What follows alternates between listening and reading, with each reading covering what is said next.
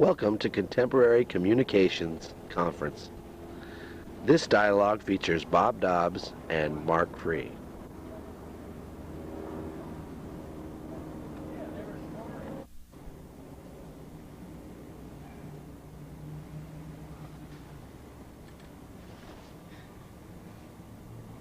Pass the Bob pipe to the right-hand side. It is nice. Yeah. Is that a fractal? Is this a fractal to you, Marc? It's kind of kaleidoscopic. I don't know. Right. No, I was thinking just before I saw you holding this when I was in the bathroom. Is what we see in a kaleidoscope what the chaos physicists are showing us when they show the fractal phenomenon? No, I think it's just symbolic of multidimensional awareness as opposed to the extrapolating chaos whole fractal mix. There's a difference. Do you think fractal is an improvement of this archetype? Well, fractal seems to subsume all the chaos into an orderly pattern, whereas the kaleidoscope seems to expand the present into a multidimensional thing. Is that expansion into chaos in this situation? Maybe, but maybe in the case because it is so orderly, the kaleidoscope's not necessarily as chaotic as a fractal can be with all the kind of spinning and whirring. Right. So the kaleidoscope, like visual space, is flat. It's showing the macro-micro fractal phenomena like statically from one position. But opened the fractal, it shows movement, but it's still within one plane. Whereas the electric kinetic movie aspect of the fractal footage brings in the kinetic movement level. Yeah. Yeah. So it's just a movement version of the same archetype. Okay. Did you want this or I hold? Oh, that's all fine. Anybody else want the Bob pipe? Bob, pipe bomb. Yeah. Here we are sitting around celebrating. We blew up the World Trade Center. We blew up the Saudi Arabian base with the Bob pipe bomb. We blew up TWA 800, and we blew up the Atlantic. And we're sitting around here in the terrorist committee. CCOMs, I'm really proud of you boys of what you've done for the last year or two, up to the last 3 years, since the end of the situation in '93. The first one was on Zappa's concert day, February '93, February 27th. So after '93, we moved into much pipe bomb activity, didn't we? Yes, we did. And it all started with the blow up. You're right, which is in the chart. Right, very good. And this is all for your benefit. Anyhow, we're going to start today, I think, by discussing these two articles that Bob has recently released, put out into the mass man realm. Teenage division. Yeah. We'll start with the article, Up the Orphic Ante. The article begins and is interspersed with a bunch of quotations. Now, obviously there was some type of intent, like there is in emphatic communion, between the juxtaposition of the quotes and their position in the text. And we start off with a quote that says, "To read Virillo is to know technology as a dark, vampiric logic which, much like the schizoid figure of Leland Baum and David Lynch's Twin Peaks, takes possession of the human body as its inhabiting spirit." That's by Croker. That seems to be, to me, the negative present zeitgeist of mass man as heading towards slavery and is in it already. Yeah, well, it's the present. Like I said, that's why it's the present yeah. state. But this is the one we're trying to overcome, or at least retune. And if you look at the chart, Croker is up till 77, and he's describing the last stage is up to 77, and then everything disappeared from 77 to 90. All was left with Bob and Connie, and we were waiting to see if Bob and Connie made it through that final valley of bullshit or darkness, and the breakthrough is 1990-92. So we were into the breakthrough zone. So this was a reflection, though, also of the corporate fantasy, the non-living corporate fantasy as internalized by mass man. And Finnegan's Wake predicted that new light. Right. Now, at the same time, Finnegan's Wake is the antidote to that situation. Yes, up to a certain point. Up to the second article is showing how Frank is it's not the cure. It's just the antidote. It's the first antidote. Frank Zappa is the second antidote in the later phases. And hopefully we'll find out what the third one is, right? Well, that's me and Connie. I know. Yeah, okay. Finnegan's Wake is the next one. Is the greatest guidebook to media study ever fashioned by man. Now we have Marshall coming in there. Yeah. Now that, like I said, once again is saying what the actual Orphic antidote is, or at least the first one that must be applied. Yes. Second, there's this Poe quote, which seems to be a reflection of your perspective on the matter. Yes. I must have been delirious, for I even sought amusement, speculating upon the relative. Oh, I must have been delirious, pardon me. speculating upon the relative velocities of their several descents into the toward the foam below. Now, I underlined several words here that seem to be very indicative of Bob to me. Yeah. Delirious, Yeah. Amusement, Yes. and speculating. Yes. Yes. So then, and velocities or spins. yes, as well. Yeah. Baroque spirals. Right. So now we've Orphic anti and yeah, Orphic Baroque exactly. spiral. Now we're into this next quote, which is another Croker quote, which basically, to shorten it, says that the corporate directors of telematic history adopt a missionary sense of world technical destiny as their key value principle. This kind of, once again, back up to that top statement Yes. again about the vampiric porosities. And about Bob. Right. Now that's what happens in the second part of it Yeah. here, where it says that these cybernetic star seekers are caught in an Olympian quest to represent in their bodily gestures and corporate strategies a creative merger of personal autobiography with the world historical positive virtuality. Now that is Bob and Connie right there. That's right, and that's a very amazing quote by Croker. He's picked into the zeitgeist. They are, these corporate guys, at least in 77, are attempting to catch up to Bob and Connie and implement Bob and Connie's megalomania. Or they're at least trying to manipulate it for. Yeah, they're trying to repossess the pattern. Yeah, but that is a revealing quote for me to put in there, isn't it? No, it is. No, like I said, it's clear. I'm glad you noticed that. And then finally we get to a quote from you, Bob, here that says, Gutenberg made everyone a reader, Xerox made everyone a publisher, the internet will make everyone a satellite broadcaster to every other satellite broadcaster, hence reappearance will be blowing all horns of its new dilemma. Now, note when that was said. No, I see that. It was 77 at the end of the Mythic period. Yeah, a memo to Reza Gorbachev. Yeah. When she was part of the secret Russian elite ready to overthrow the Bolsheviks in beater terms in Moscow. Now, from the last two quotes, we get these two images. One was Olympian, and this other one of blowing the horn seems to bring the Jericho idea forward. Which is in the next article. Now, this to me ties to what I kind of wanted to get to was that whereas the Orphic antidotes are the first stages of becoming whole or of reclaiming the human scale, at a certain level, all of these outward presentations of the art, of the word, of the verbal, or whatever, don't succeed. You have to actually physically come in dialogue with Bob. That's right. And that is not the Orphic tradition, that's the Hermetic tradition. We'll get to that. Yeah, and their Orphic stages are from 77 to 90. And that's the Orphic Baroque spirals. Everything's disappeared. Their vain attempts. Now that's the Orphic scale of mythical government, not according to just the Orphic period. It's a world, solar. That's solar. No more world. So from 77 to 82, it's solar. 82 to 87 is universal, and 87 to 92 is mythic. Right. That's there. No, you see. I might want to tell you, okay, unless you have a question, I can explain. We'll get there. It's in the first essay, what I'm laying out. Right, exactly. My point being that... Because I don't explain the mythic government Orphic Baroque spiral from 77 to 92 until the second paper, the second part. So now then, picking up after the quotes, the essay seems to then deal with trying to provide a skeleton key to phatic communion, so to speak. Very good. A Joseph Campbell type of thing. With Finnegan's Wake as the guide, and then it flips in the next part too, where it says, no, forget Finnegan's Wake, it's Zappa. Right, no, you got I that. agree. Not Tim Leary. Leary was deleted completely. Well, Zappa managed to break his message up into short, memorizable bits that can be internalized much easier than all of Finnegan's Wake. That's a good point. We said that last night, didn't we, Scott? That I was saying that somebody that Zappa. What the hell was it, Jerry? Remember Leary Zappa? And there was a quote by Zappa that he was saying the same thing as Leary, but maybe it'll come clearer later. Okay, so you're right to say that. So we begin to discuss here the interaction of the four main Orphic conductors of McLuhan, LaRouche, Thompson, and Croker. Well, there are four figures, and they shift back and forth as figure and ground because they're symbols for other layers of mythic stages, which is laid out in the second chart. Like Thompson is all those factors, 10 factors. Exactly. No, we'll definitely get there.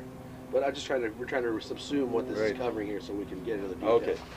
Then there's a discussion of your personal biography here to some degree and trying to present something, like we said before, that flips back to this idea of the creative merger of the personal autobiography. Yeah, with the world destiny. With the world destiny. Then it talks about these numbers of literary and historical figures who have been influential upon your enlightenment. upon their enlightenment. And yours of theirs, Yeah. and vice Well, versa. it's a question whether I am a disconnection from them or not.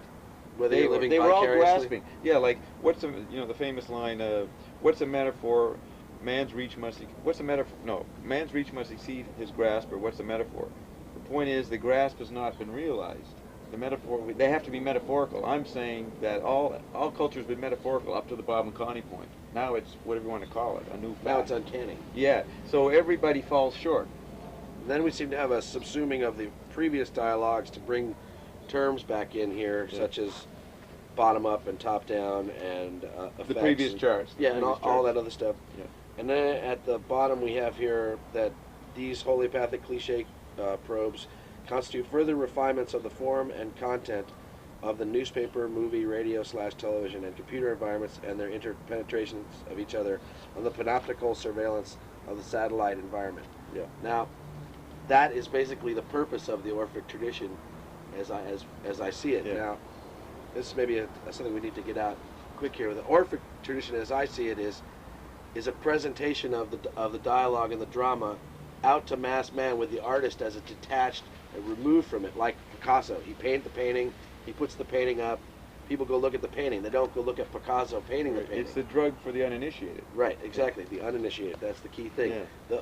The Orphic tradition is the thing to bring the uninitiated to the idea that they should consider initiation. And definitely theater came out of the rituals, which were the uninitiated public spectacle. Well, which is why that term Olympian was so important, because we think the Olympics were some sporting activity that was held, and then people don't realize that the Olympics were originally a festival that followed the Eleusinian mysteries. Right. It was after everybody went back, the ones who could stayed for the games. And Now, what's interesting, the Olympians didn't happen supposedly before the Greek culture. It was the effect of the alphabet, which is a collective medium, which is a collective ritual.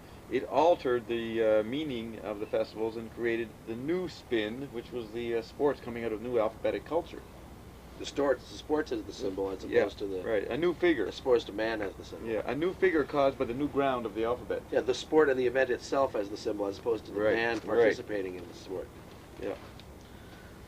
So then we go on to discuss the various institutions of philosophy that are approached and critiqued and refined in the book in Fata Communion. Yeah.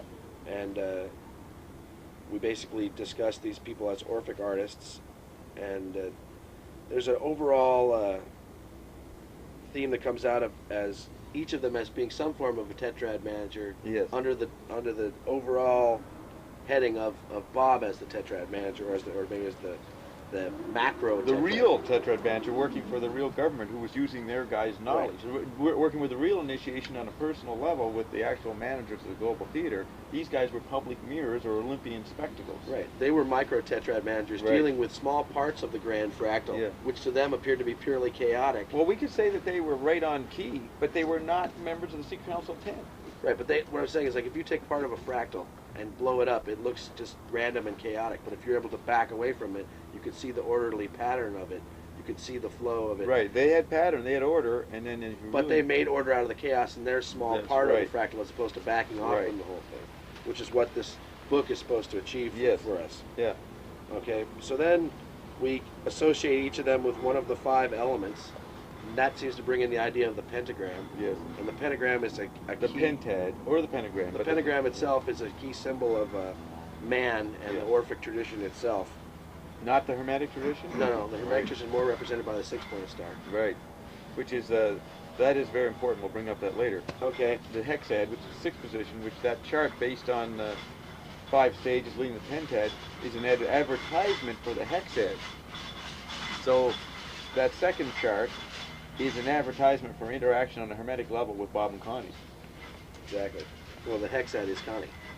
Right, that's right. And so you go through these 5 phases of public spectacles represented by these personal holy offices. McLuhan, Thompson, LaRouche, and Croker, and then the public Bob Dobbs. So then, on the way to here, Dobbstown. Yeah. So the next section of the article seems to deal with the American political process as a reflection of this history, of this personal history.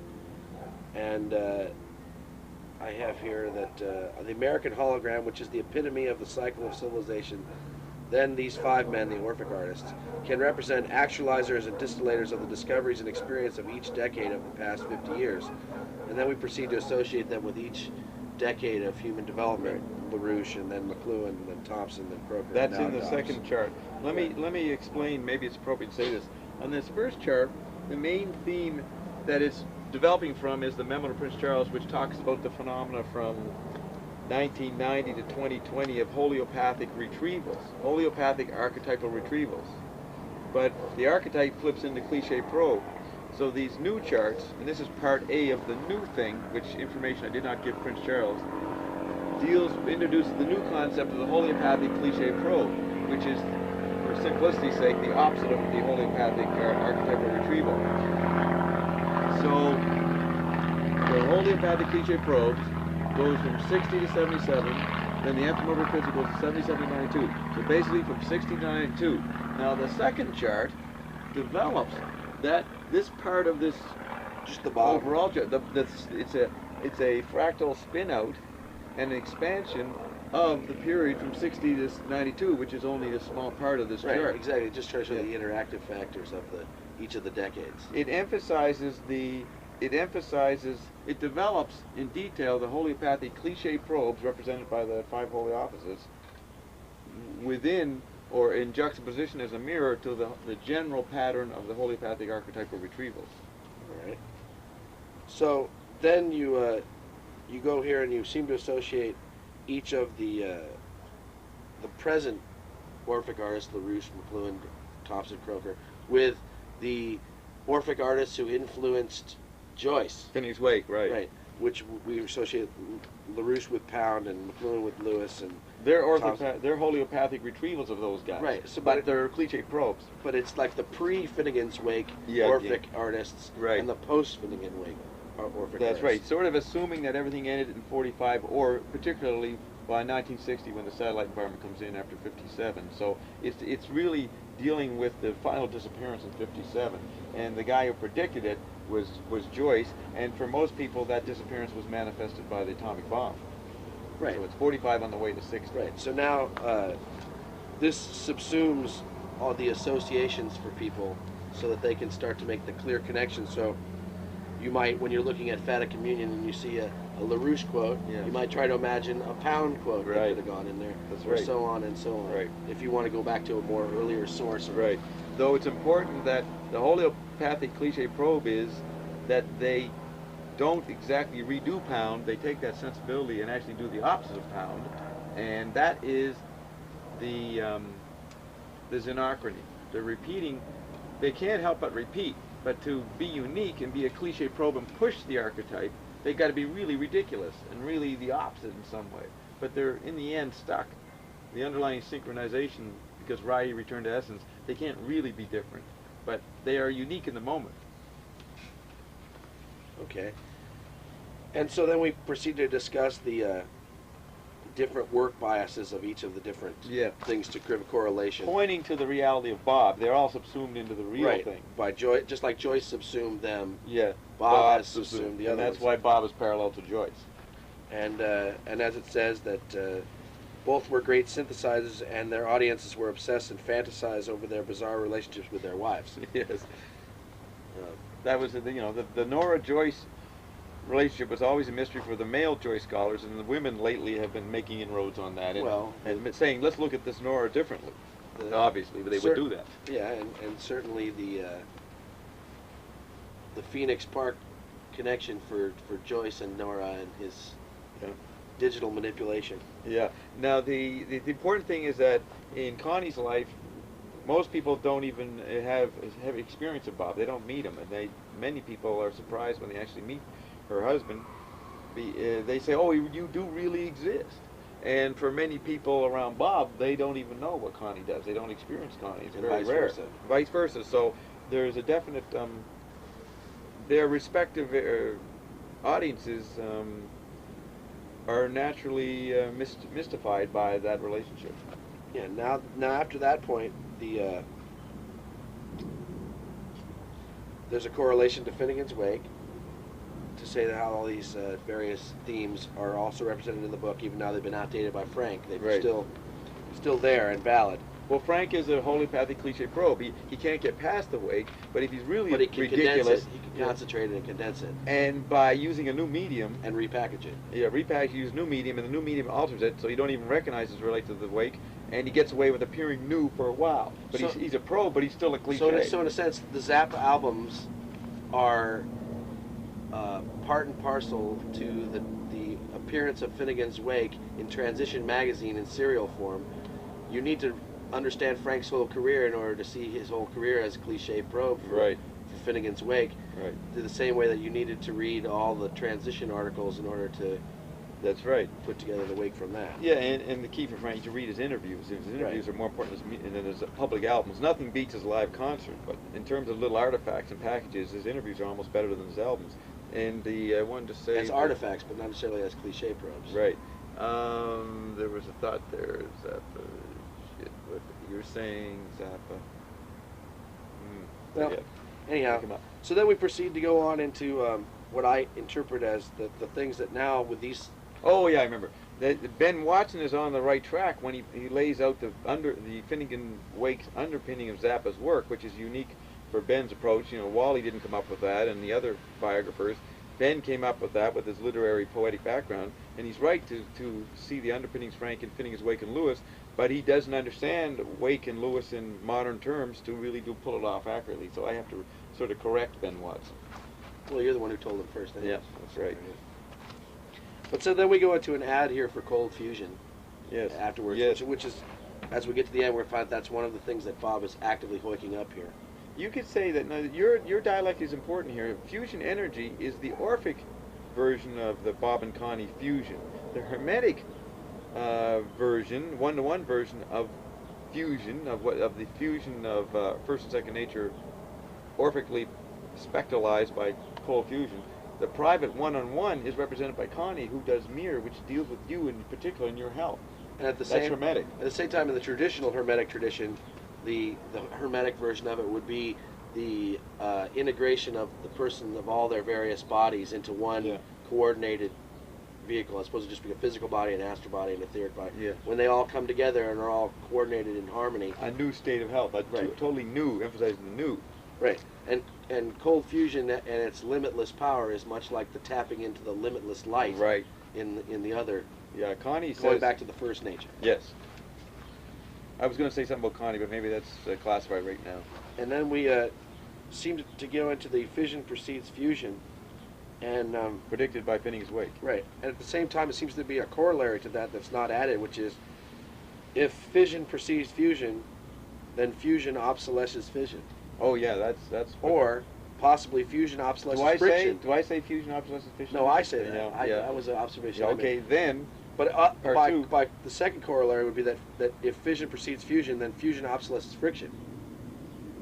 The first part. Say the first part again. If fission precedes fusion. Yeah. And fusion obsolesces fission. Right. Then fusion also obsolesces friction. That's the main point. Fission is friction. Right. Yeah. Friction is another word for a fission-based society. But friction is fun for a lot of people. Well, that's where anocracy comes in. That's when Rai, the original fission, the original friction, broke off from essence and created the original separateness and went through its whole cycle of thousands of years, mirrored by cultures. Then when Rai returns to essence in '67, there's no more friction possible.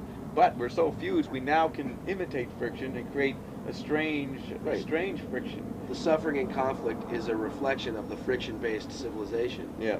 Whereas we realize ultimately that whereas we have to give up some of the pleasures of the human form and the civilization aspects, the technologies, in order to go to a non-friction-based society, at the same time, we can use the technology. We have to first recognize that we liked all these conflicts and whatever because they were part of the friction that we were attracted to. You know, it's not the end goal. It's the old cliche. It's not the end. It's the journey. It's the getting there. You know. Yeah. That thing.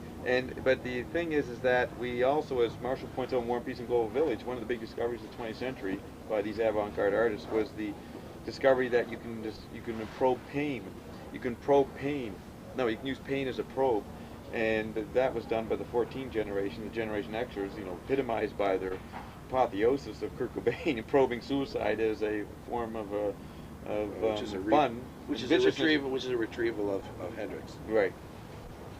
Anyhow, so then we proceed to go into this idea of. But you know, Hendrix was not. His suicide really wasn't No, it was accelerated by the Club 22 baby boomers who were not into pain as a probe. Oh, no, but no. But the 14ers. I'm talking in Cobain's mind. I'm not so much speaking okay. in the. Right. But no, you say that it's in the collective.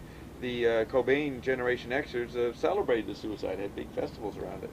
Well, I don't know if all of them did. No, but there wasn't presented in the media, which is what they're talking. That's the media language. The ones that were fond of friction. Right, but remember the media language is the global Esperanto, so everything gets filtered through it. So you see what Time magazine said, and that's the fact. Whatever Time says, or Dan Rather, that's it. You can't get around that fact.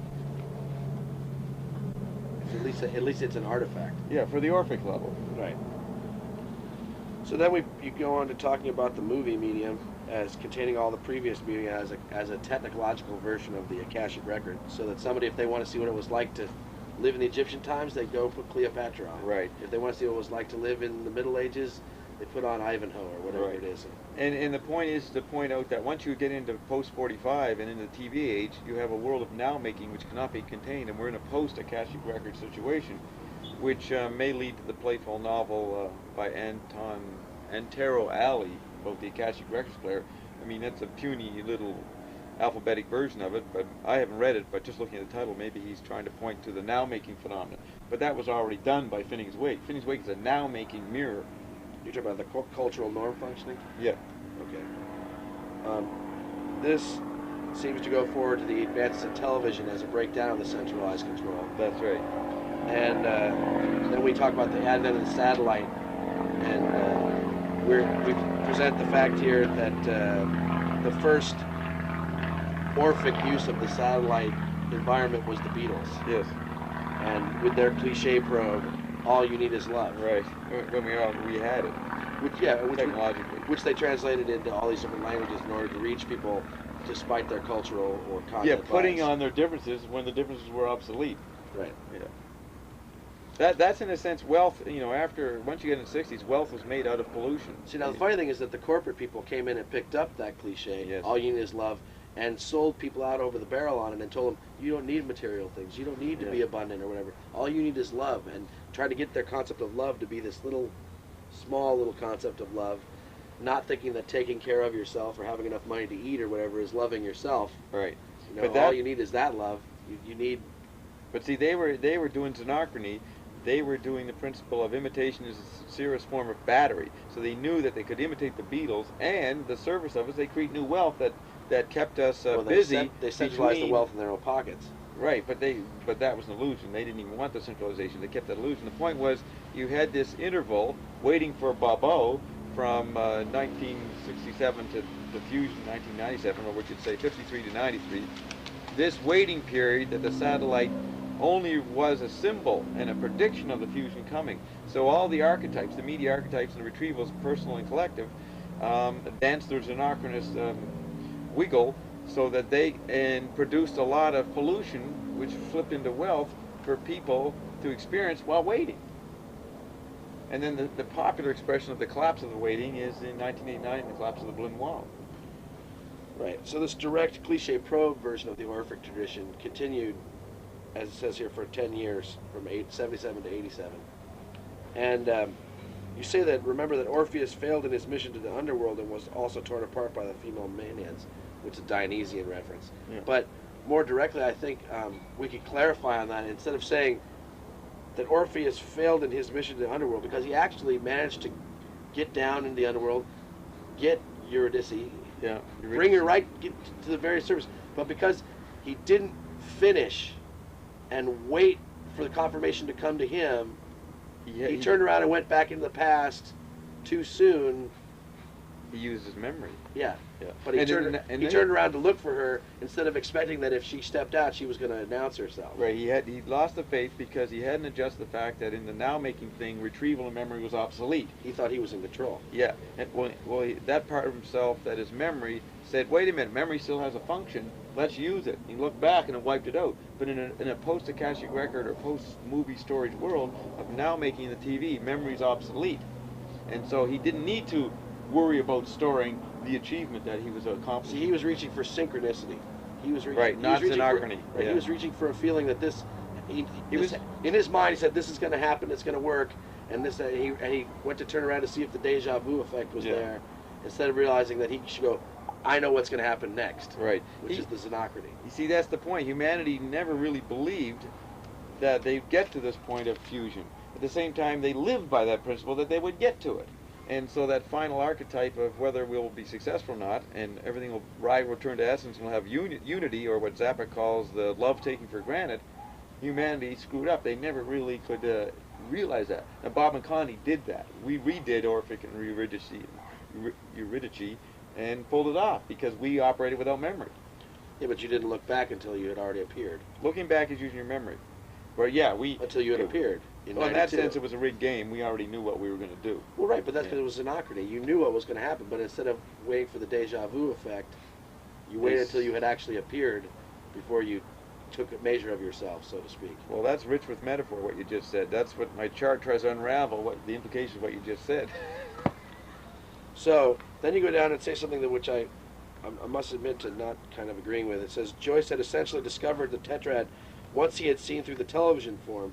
Yeah. Now, I could see that on one level, but wasn't it more influenced by Vico and by the other people? That the fact Wasn't it more influenced? You mean that the tetrad, his discovery of the tetrad, wasn't it more? No, it's on record. Joyce always said that Vico was just a grid because he was pointing, that was just a trellis. Oh, no, I'm just saying that he didn't shape his enlightenment of the structure, I don't think, off of Vico. Off the precognition of the media form as much as he did from the integration of the grand pattern that he saw in Vico's work and in a bunch of other people's work of the four. No, that's the point that Marshall made. He made the insight that the cultural reference points of Vico and Bruno and these people that the regular scholars make of Joyce, I'm saying that Jung he was as well. a manipulating, and Jung, he was post-Jung, post-Vico. He realized Right. that was the framework, like Phatic Communion with these old obsolete people, McLuhan, Croker, Thompson. He knew that was the concepts that people need to get a grip, but he was pointing to a new knowledge that was not formulated by them. But see, what I'm proposing is that he grasped the creative continuity of the Orphic tradition through Vico, through Jung, through all those, and he saw that as coming together as the tetrad, not as going forward to me and looking forward, going, well, what media environments are going to come forward, and trying to say, oh, that's what this is predicting. I think that it works with the effect of the tetrad being the work of Vico, and Jung is the effect of the tetrad which has existed since time immemorial. Now this is Thompson's argument. He would say what you just said. There's a fourfold way, which was a traditional method in alchemy, but Joyce felt that he found and anticipated the new alchemy, and the way to explain that is you have two traditions, the isomorphic and the metamorphic. The isomorphic is the continuing repeat of the great sage who does the previous sage at least equal to it and creates a big movement, or initiates particular disciples. That's the same. That's HENALP repeated. So obviously McLuhan's tetrad knowledge is a repeat of Vico, who's a repeat of the previous guy. All right? That's the isomorphic strain. The metamorphic is a recognition that even though it's the same day, the day is different and the content of it is different. I agree, but the fourfold path being the old model or whatever, which is repeated from the isomorphic point of view, but all the way through. It's an old icon, see? Right. And an old image, an old symbol. So what Joyce succeeds in doing is through the book is dresses it up in a new way. Right, exactly. Now here's the meaning. That's the isomorphic understanding. The metamorphic is the dress alters the situation so that the old sage's wisdom does not apply to this situation. That is the other level of change we have to acknowledge because we're moving into a metamorphic environment. I can see that, but at the same time, what we're saying is whereas Joyce expanded the tetrad concept, Vico just said it was 4 stages of humanity: anarchy, theocracy. He expanded the metamorphic aspect. Right. When Joyce expanded the metamorphic aspect by writing Finnegan's Wake in 4 parts with thousands and thousands of words, now Marshall took that and crunched it down to obsolesces, retrieves, enhances, and flips into. Made it a science. Routinized it. See, I'm saying, so the new idea that's brought through intuited by Joyce. Exactly, in the iconography is turned into reason. By McLuhan. Exactly. And you asked, now here's the point, is that McLuhan, who was the philosopher of metamorphosis, he said Western man, nobody in Western history, philosophy, had a theory of change. And he was the first to come up with a controlled theory of change. Therefore, he was paradoxically returning the mesomorphic back to the isomorphic, even though it was dressed up in metamorphic analysis. But he was doing it via the breakthrough into the metamorphic by Joyce, so that the Joyce is showing you the ground of metamorphic change. And so it's a book of change and chaos, even though there's order. Book of changes. Huh? And so, yeah, so Marshall said that William Blake would not have written his poetry that he did in the 19th century. He would not have done that way in the 20th century. He would have done the opposite. So Blake was against science, so he retrieved mythic holism.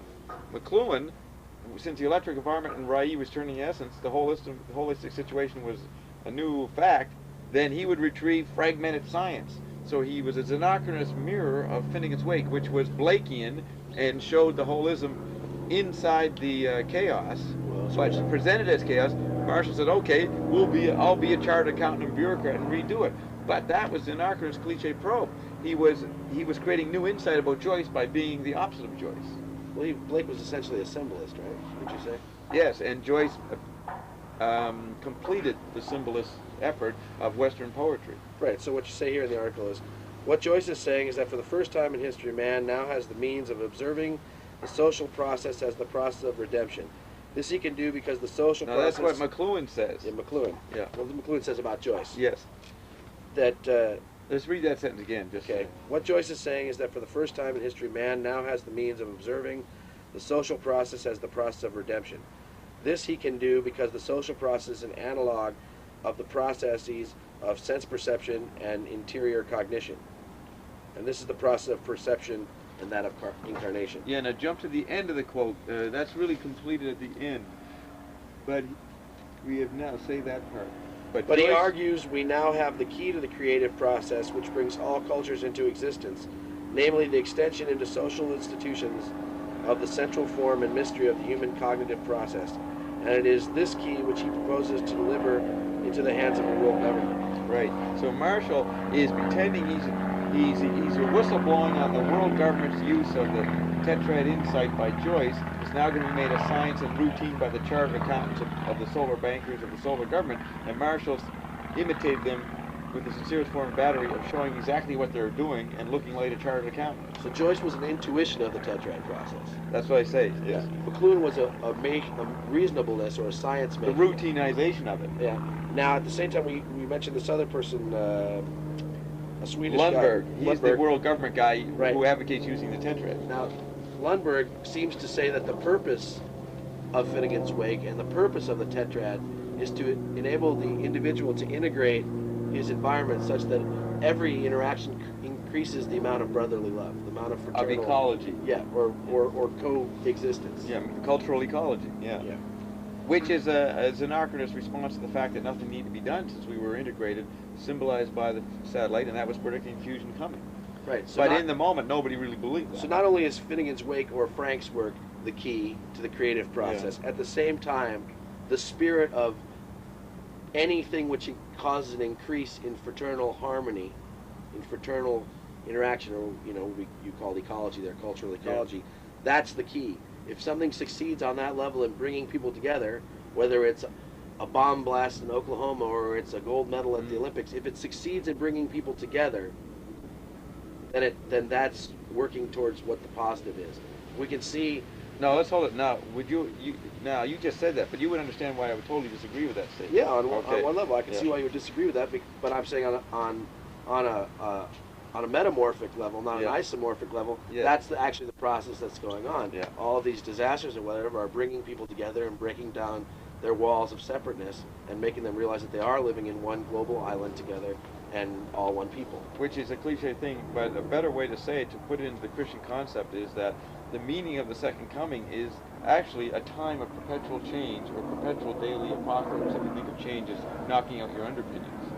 And that is done by the media managers by throwing non-referenceable now-making information at people, which they are not going to follow up on. So they're presenting chaos at people constantly, sort of knocking out people's mythic underpinnings and props. That is the nature of the second coming, perpetual change. Right, but won't end, which will drive people crazy. But this purpose for the increase of fraternal harmony, that being the motive force, as it were, is further explained in this statement that you say that the tetrad manager cannot identify with knowledge or power in order to perceive the lineaments of the new knowledge and the new power. Because if you were associated only with personal development and personal power and personal knowledge, then you wouldn't be worried about is everybody getting it, is everybody coming together, and that actually being the theme. So that implies a merging of the Orphic and Hermetic tradition. Yeah. But that can only be clarified by retrieving the Hermetic by in personal interaction with Bob. Now, what's the quote that you omitted here saying, talk to David Worcester of Seattle for an explanation of the fact that if you can't understand me? That gets into the Rai Eloy, let's see, the Rai Eloy. We're headed there anyways. Yeah, and where's that line? What's the context?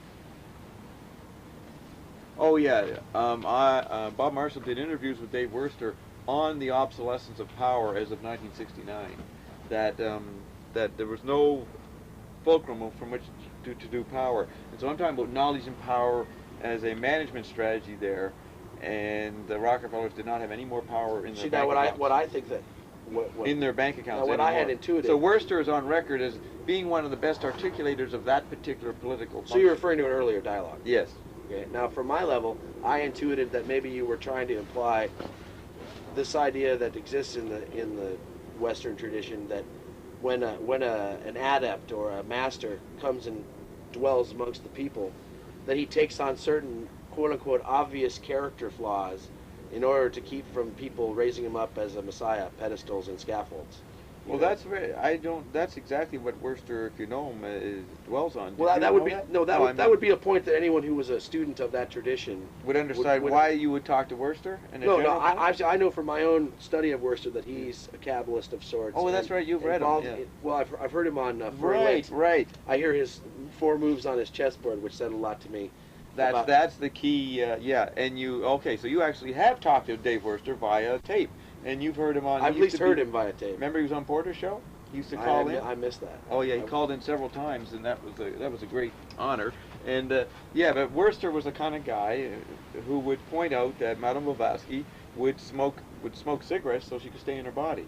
Now that's like a personal flaw in relation to something like you're saying. Right. Or someone like Crowley let everybody think he was just a pervert sex fiend, so that they would leave him alone or whatever. Or whatever the but thing that is not. That's a particular characteristic that you see. You're talking about Worcester because you have talked to him via Furry Lint, but the general principle Worcester represents is not that. But if you went and talked to Worcester, he'd explain the obsolescence of power. But then you would notice that's an interesting insight, and he's pretty good at talking it. And then you'd be interested in his personal stuff, and then you'd see the flaws in him that he purposely did. Exactly. Because see, a real adept is not concerned with personal power or knowledge. They already know that they're a temple. Yeah, that's like right. That, and they don't care about that other interpretation. So what they want to do is they want to present something that will put people at ease or make them discountable. Right. Yeah. Now, in the situation of the Second Coming and Lockdown Bob Rule, where there's perpetual change, that strategy we just outlined that Worcester does would not be applicable all the time. It would have to look really pure sometimes. Right. That's the point. to the right people. But I'm saying to... No, you'd even have to contradict that because the ground would change and you have to do an opposite strategy. That's why Frank, McLuhan would say, I don't know what I think until I say it. Frank would just bring a band together and play, and even though it was a lot of discipline went into it, he'd allow the fact that mistakes are going to help do this, and screwing up is part of the thing. The mistakes will be necessary. Cage calls random. You incorporate that in the composition because you're trying to catch up to the present where nothing applies and we don't even know whether it was a success or not. That's the anarchy. That's the chaos. The old Eastern version of this concept that we just talked about, which would not apply to what I'm talking about because we're in a new situation, so no concept would apply. Well, the old concept, which would apply sometimes because everything would be shifted. Which to me, in its sense, is ageless and outside of time for me. From the isomorphic point of view. Okay, which says that the enlightened may be perceived by the unenlightened in only 3 forms. That means if you're enlightened, which you are, Bob, and someone who's unenlightened sees you or interacts with you, and something comes that they don't understand, they only have 3 choices, really, as to who you are in the dialogue. And what are they? Hermit, fool, or devil. Their judgment of me or what they do? They're the enlightened may be perceived by the unenlightened as a in only 3, as a hermit, a fool, or a devil. Yeah. You're either a social outcast or a hermit or whatever. Or you're a fool, you're ignorant, you're stupid. Not relevant, or you're evil, you have some malevolent or bad and fear, right, and fear that exactly, person. Yeah. and that will still be valid, I think, even in the new situation, because the people who Well, let's look at it this way. That's what I say in the mythic stage development from 77 to 90, and even before. That the machines who try to become anthropomorphic and become human, they act out those emotions which are on the second chart. So they are projecting those responses on other machines or media, and you could say the Buddha sitting in the middle Yeah. that they're all reacting to it is either the television or the satellite, whichever level you want to come in at it. But the reason why I bring this up So is it's the machine. You're describing machines project. The three-way machines will respond to the sage of the satellite of those three things. yeah. Or in other words, we could also say the resistance of individuals to their acceptance of lockdown Bob rule Yeah. Yeah. comes out of the idea they either think Bob is a hermit, they think he's a fool, or they think he's the The devil. Antichrist. Yeah. Right, exactly. So, instead of playfully accepting the fact and trying to work with it as a construct, as a whatever, Right. they're in denial because of those mental states that are described in the other chart, and they, in order to continue those mental states because they're actually attracted to them, That's right. they have to project onto Bob one of those other three states. Right, because they either believe that what's interesting is that they still think that enlightenment is denied them and they don't want to have it right away, but the new enlightenment is not a mystical experience reference point or a state of being of completion. It's recognizing, ooh, I'm in this boat too, and I can be a part of the crew, not just No, it's a passenger. co-creative nature. Yeah, co-creative. Yeah, As opposed to a perfected nature. yeah, ongoing. Yeah, ongoing, exactly. That the completion will be an oracling of the future. Yeah. Anyhow, so then you proceed to discuss the history of McLuhan's dialogue between himself and his students, Yes. and the foils that they used in order to keep him a counterculture figure. Well, so to what speak. what I did in Secret Council 10, how we tried to distract people from McLuhan's knowledge, because the people I was working for, the Secret Council 10, did not want the realization of McLuhan's importance through the period from 57 to 87. Okay, you want to explain? You want to explain that? Explain who the Pink McLuhan is in that history. The Pink McLuhan from the Secret Council 10 points was, from their position, was McLuhan himself, because he was confusing the issues by accidentally stumbling on and communicating and whistleblowing on us.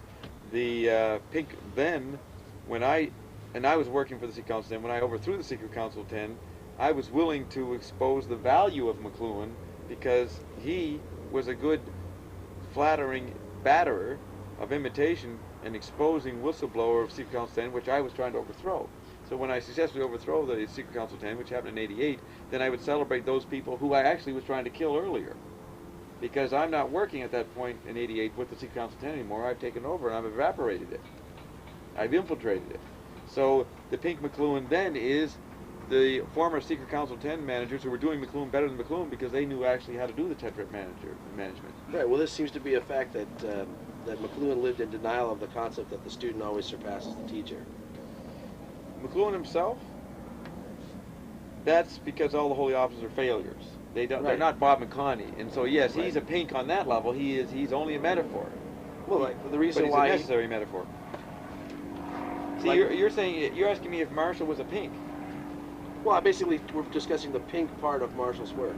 Right, and everybody was a Pink up till 1990. All of humanity was Pink because they weren't Bob McConney, or they weren't going to be in that new state where they all become sub-geniuses.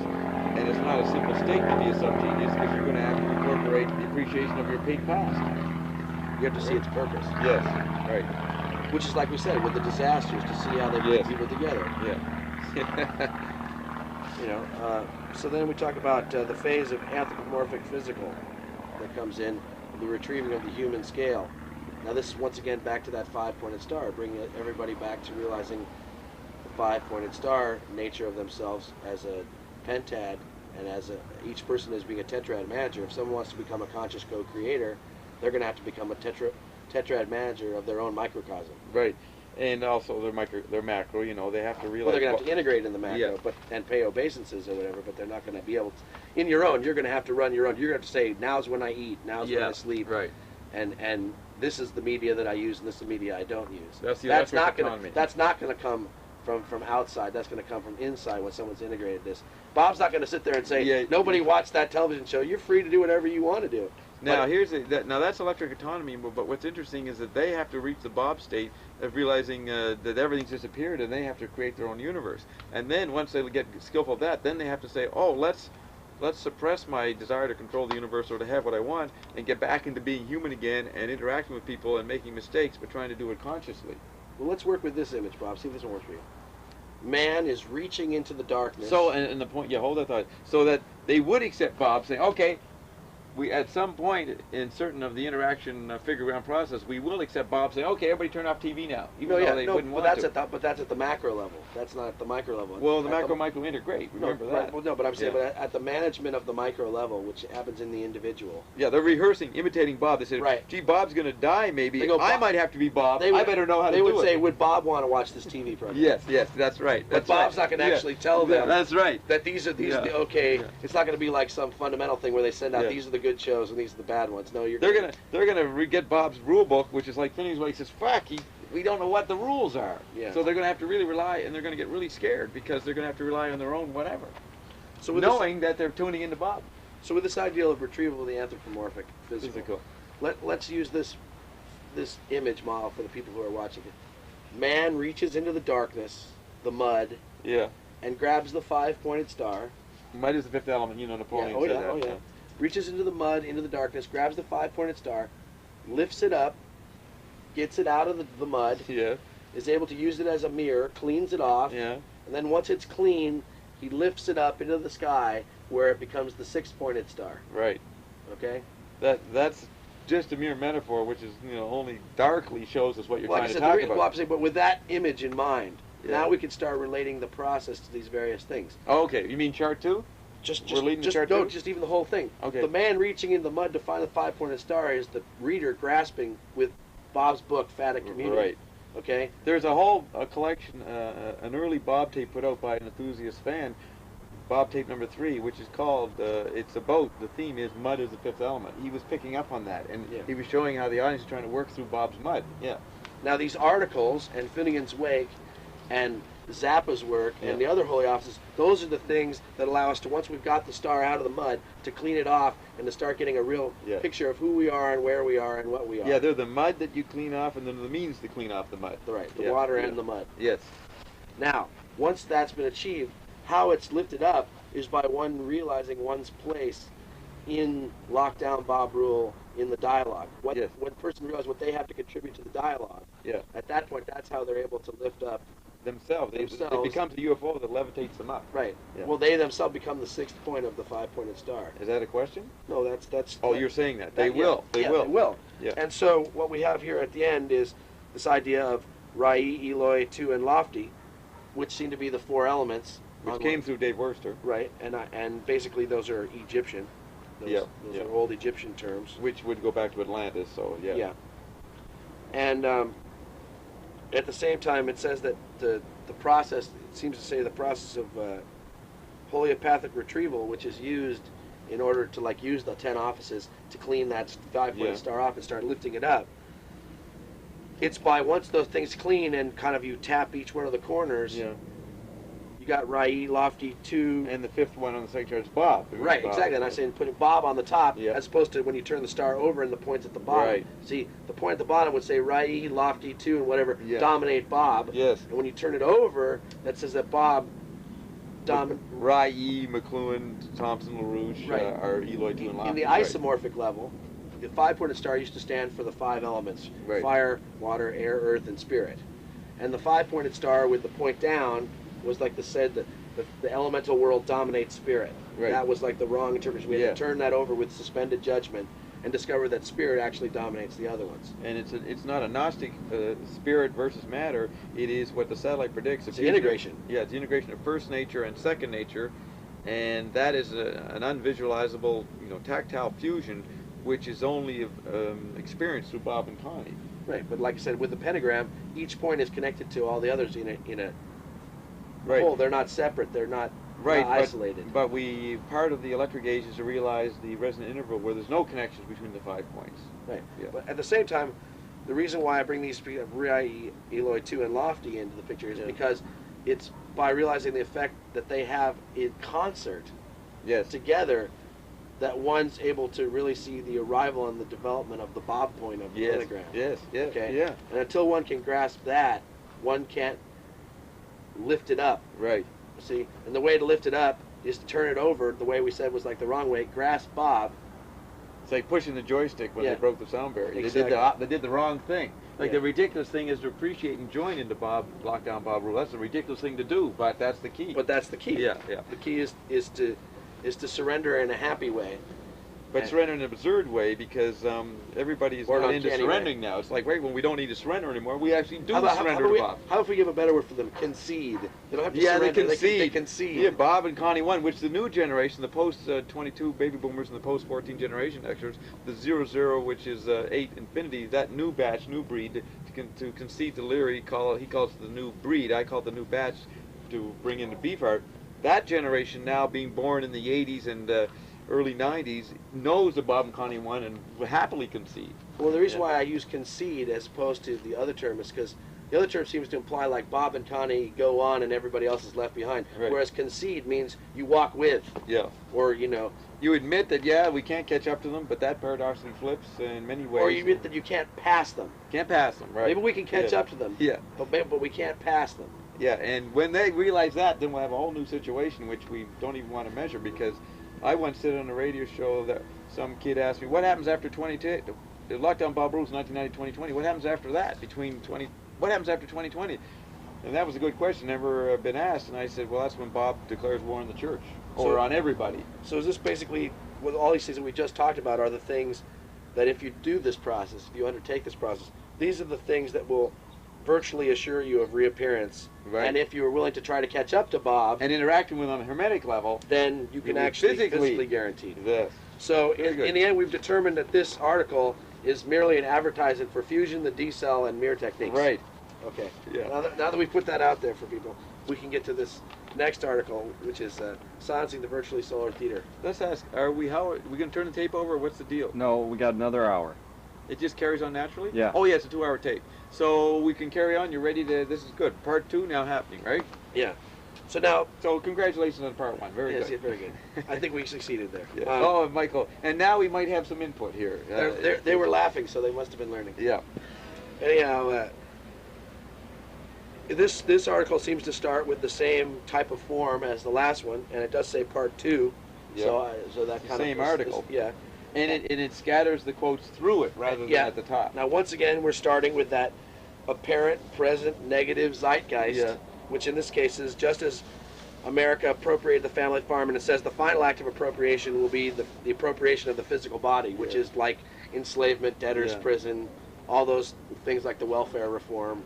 Which deals with the closing statement. If someone has understood the first article and say, no, that ain't going to true because Bob has solved that problem. Right. If they've already made the concession Yeah. that, then their personal worldview has moved beyond it. Yeah, yeah. Now they have to realize that they can't just act like a hermit and withdraw and go, well, I understand Bob, Yeah. I'm cool. Yeah. They have to go, no, I understand Bob, and I have to go out there and start interacting with other people on whatever level they are, and start slowly, orphically bringing them, Advertising Bob to them. right, Yeah. or at least advertising the tradition of Bob. Yeah. Whether or not they learn about Bob, if they just get into start getting the Holy Office, if you turn Yeah. someone on to Zappa, if you turn them on Yeah. to McLuhan, if you turn them on to And whoever, you know what's interesting? That's been going on for 10 years, since I went public in 87, it's almost 10 years.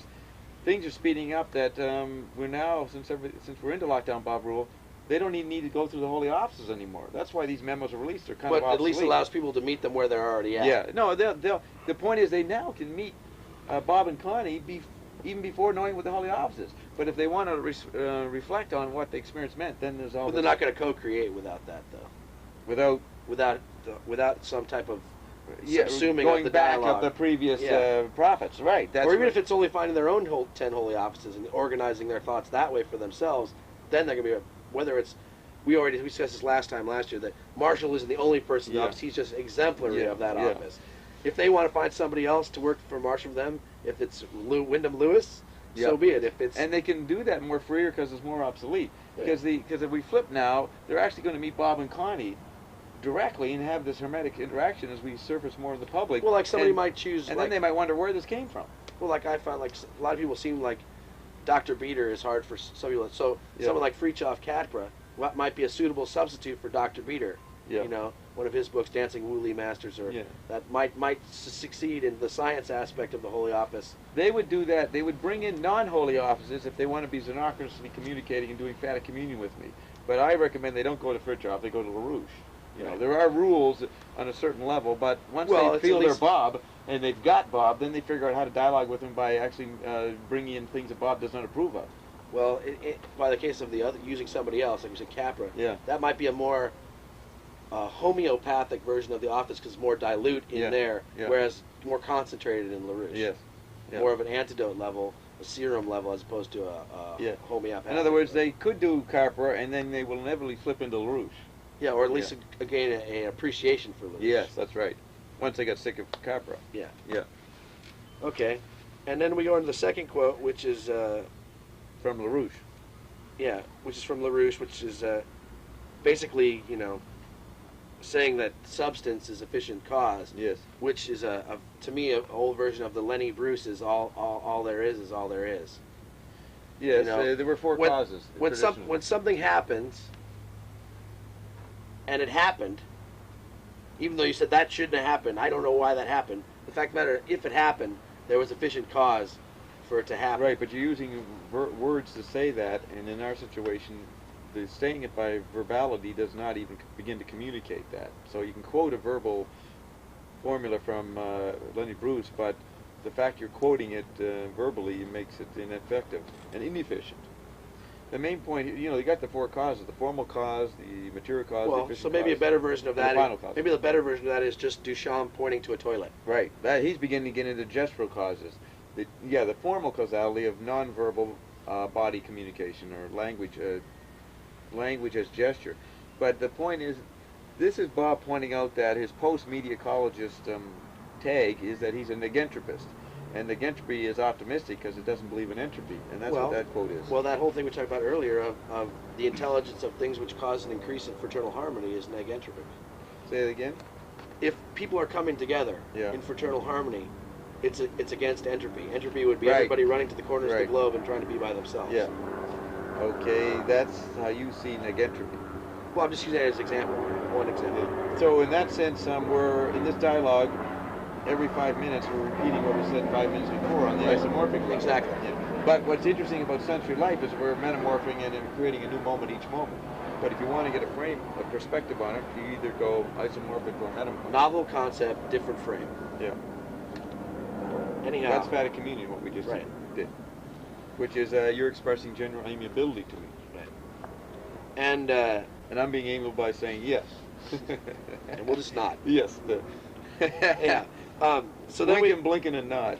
So then we proceed on into a discussion of what we can expect about this new chart that's on the back here Yes. as a choreography. Right, of the decade dancer, which is what we're trying to become Bob as you become a decade dancer, a decade or decade dancer, and on the level that you have to isomorphize Bob and repeat his learning curriculum.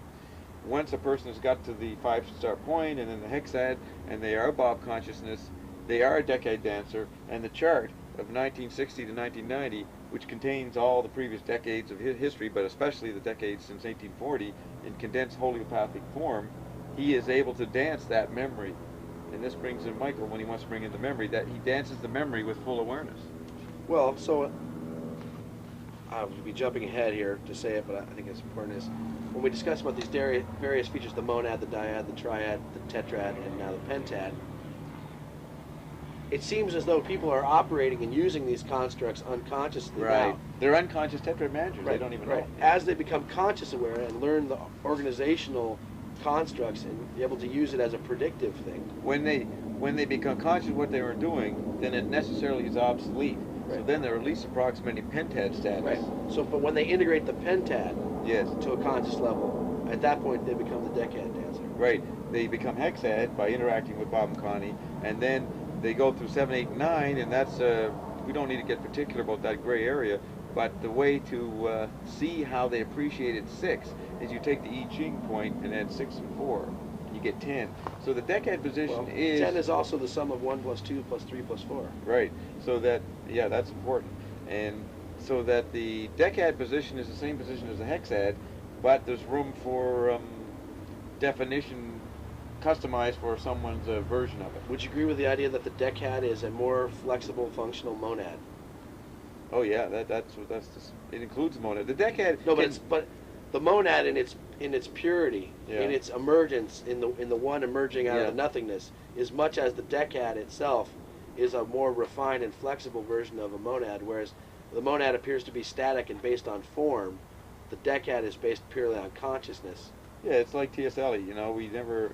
When you get to the end, you realize you've arrived at the beginning, but you see it for the first time. That cliche statement. Were you familiar with the Kabbalistic diagram, the Tree of Life? Yeah, that's 10 what. circles.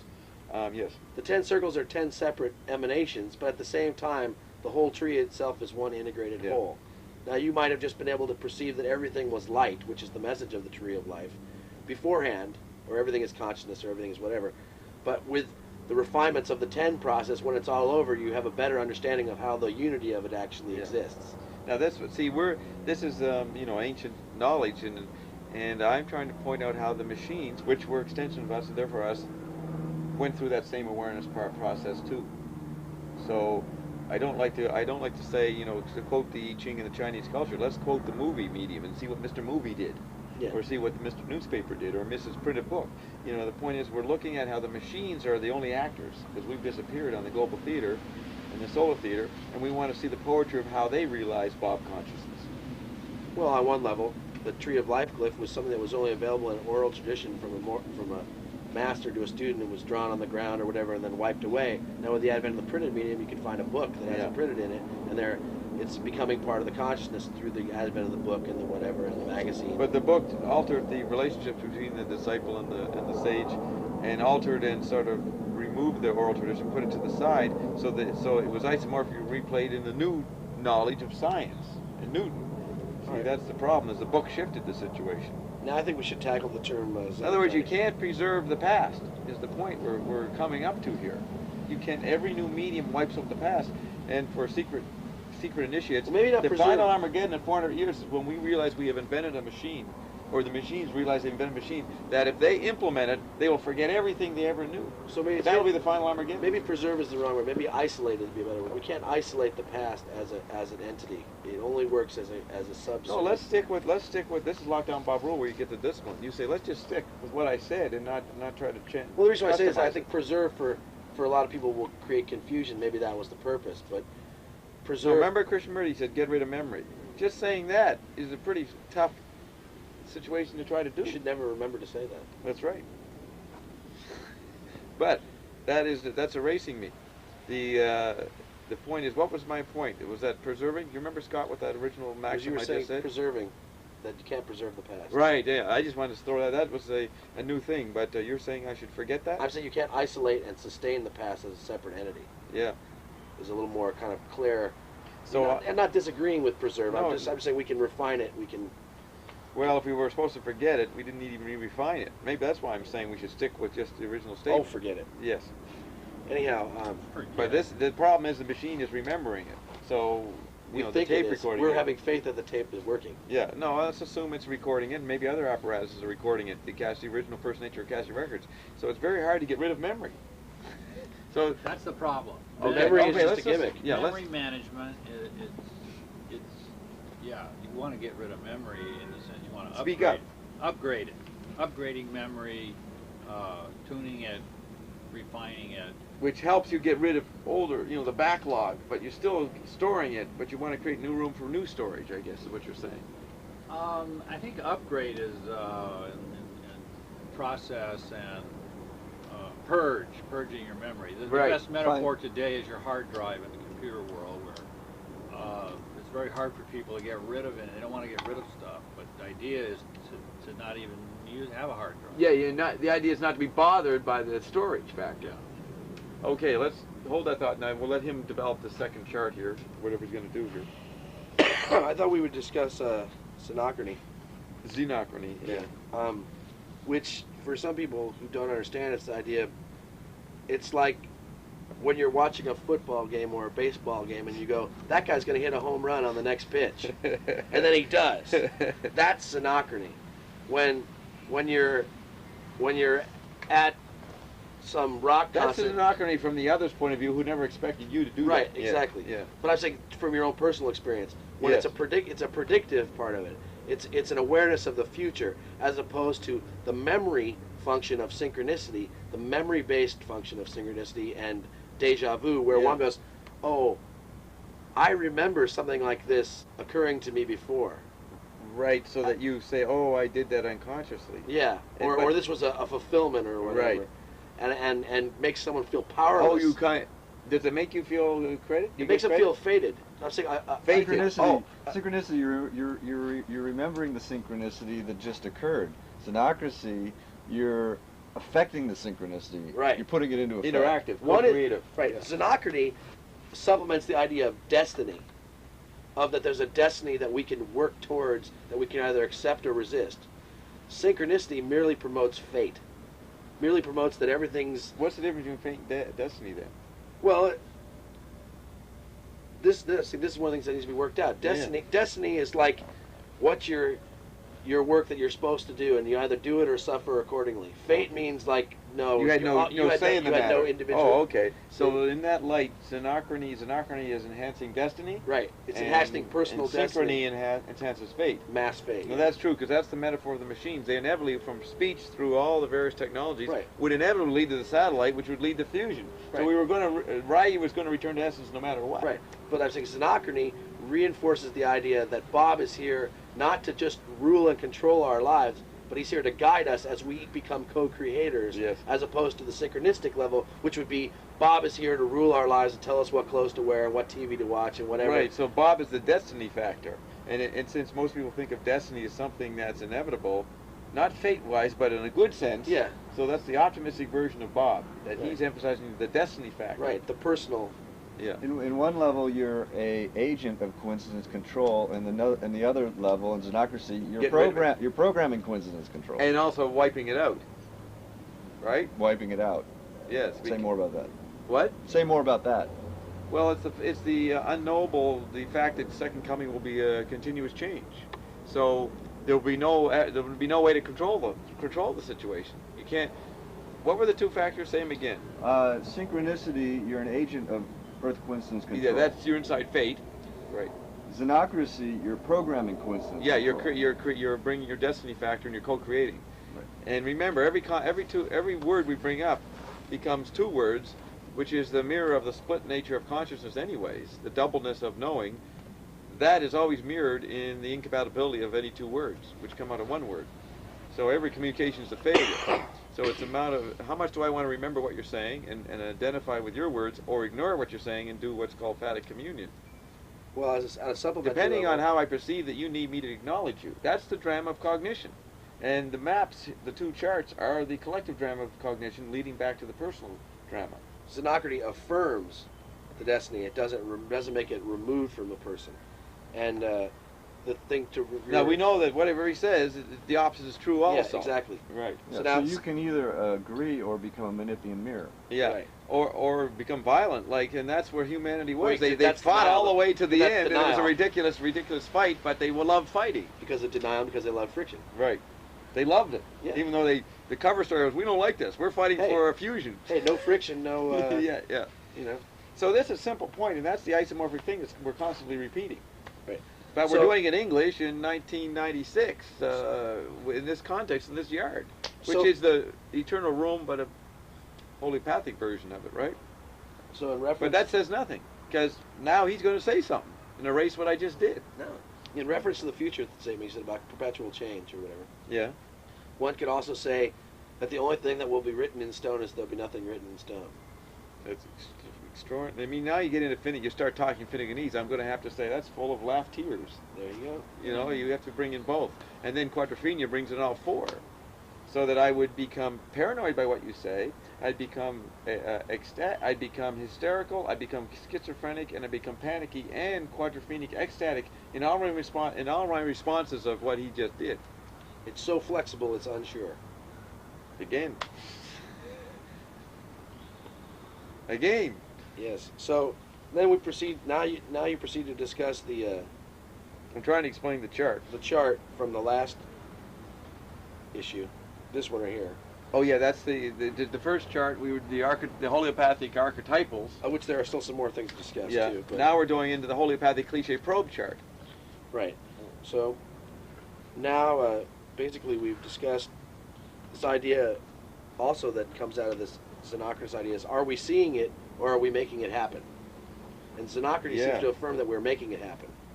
Definitely, the electric age emphasizes the making factor of human and collective and personal consciousness, whereas the Gutenberg phase represented the passive consumer. So the bias of our time is that it seems that we are creating this situation. Right. Yeah. Now, at the bottom of the page, Which freaks us out, because that means we have to become responsible. But since it's all sort of induced in us on a fate level, we are very scared of taking responsibility. but because the opposite is true, Yes. because that being the case, Bob admits here at the bottom of the page to being a negative propagandist. Yes. What do So I say? Do I say something?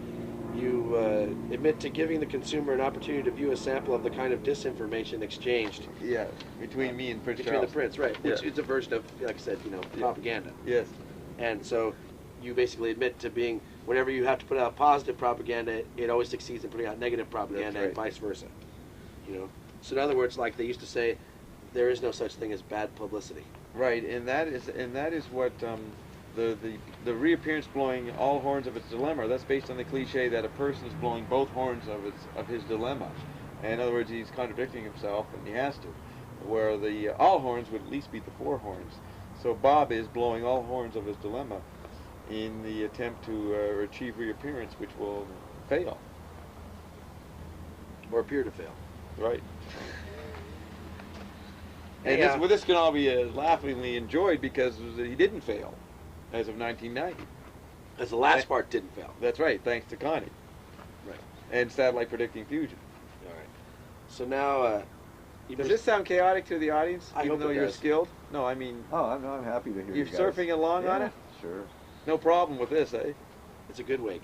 Okay, Anyhow, it's not rocking the boat. right. Anyhow, your interaction now is presenting examples of what you were defining or talking about earlier. In this lecture, in this dialogue? Yeah. Or in the week? No, the playfulness that was Yeah, just happening. because just now. the thing is, now we want to get inside of the naive person who's watching, get inside their mind, see how they view this, because it's probably confusing. But we'd like to experience that. right. So then we go back to talking about the tetrad, which, as we use the exact terms we use, which was intuited Yes. by James Joyce and fitting its way, it's made into a science, or made reasonable, as Yeah. we use another term, by Marshall McLuhan. Now we seem to tying back to the 220-year thing. So you seem to be citing some beginning of the process that happened in 1776. Yes. And you're also stressing the number 220. Is there any reason for stressing the number 220, except as the number of years in the past that 1776 was? Well, 1777 to 1997 is 220 years. And that is basically, that process is is Club 22. So it's the 22 times the 10, and that's Yeah. I just wanted to bring that out in Right. the open for people who are looking. Why does he say 220 three times in here? Why did he do that? Well, because we're emphasizing 22 and the historical point, and the new thing about this article is bringing in the knowledge of 14, leading to the obsolescence of both 22 and 14, when bringing the new point of the new batch, which is 8 on its side, and neither 22 or 14. Well, to respond to that in kind of our present enlightenment, I wouldn't know anything about Club 14. That's right, you wouldn't, because you were 14. You were Club 14.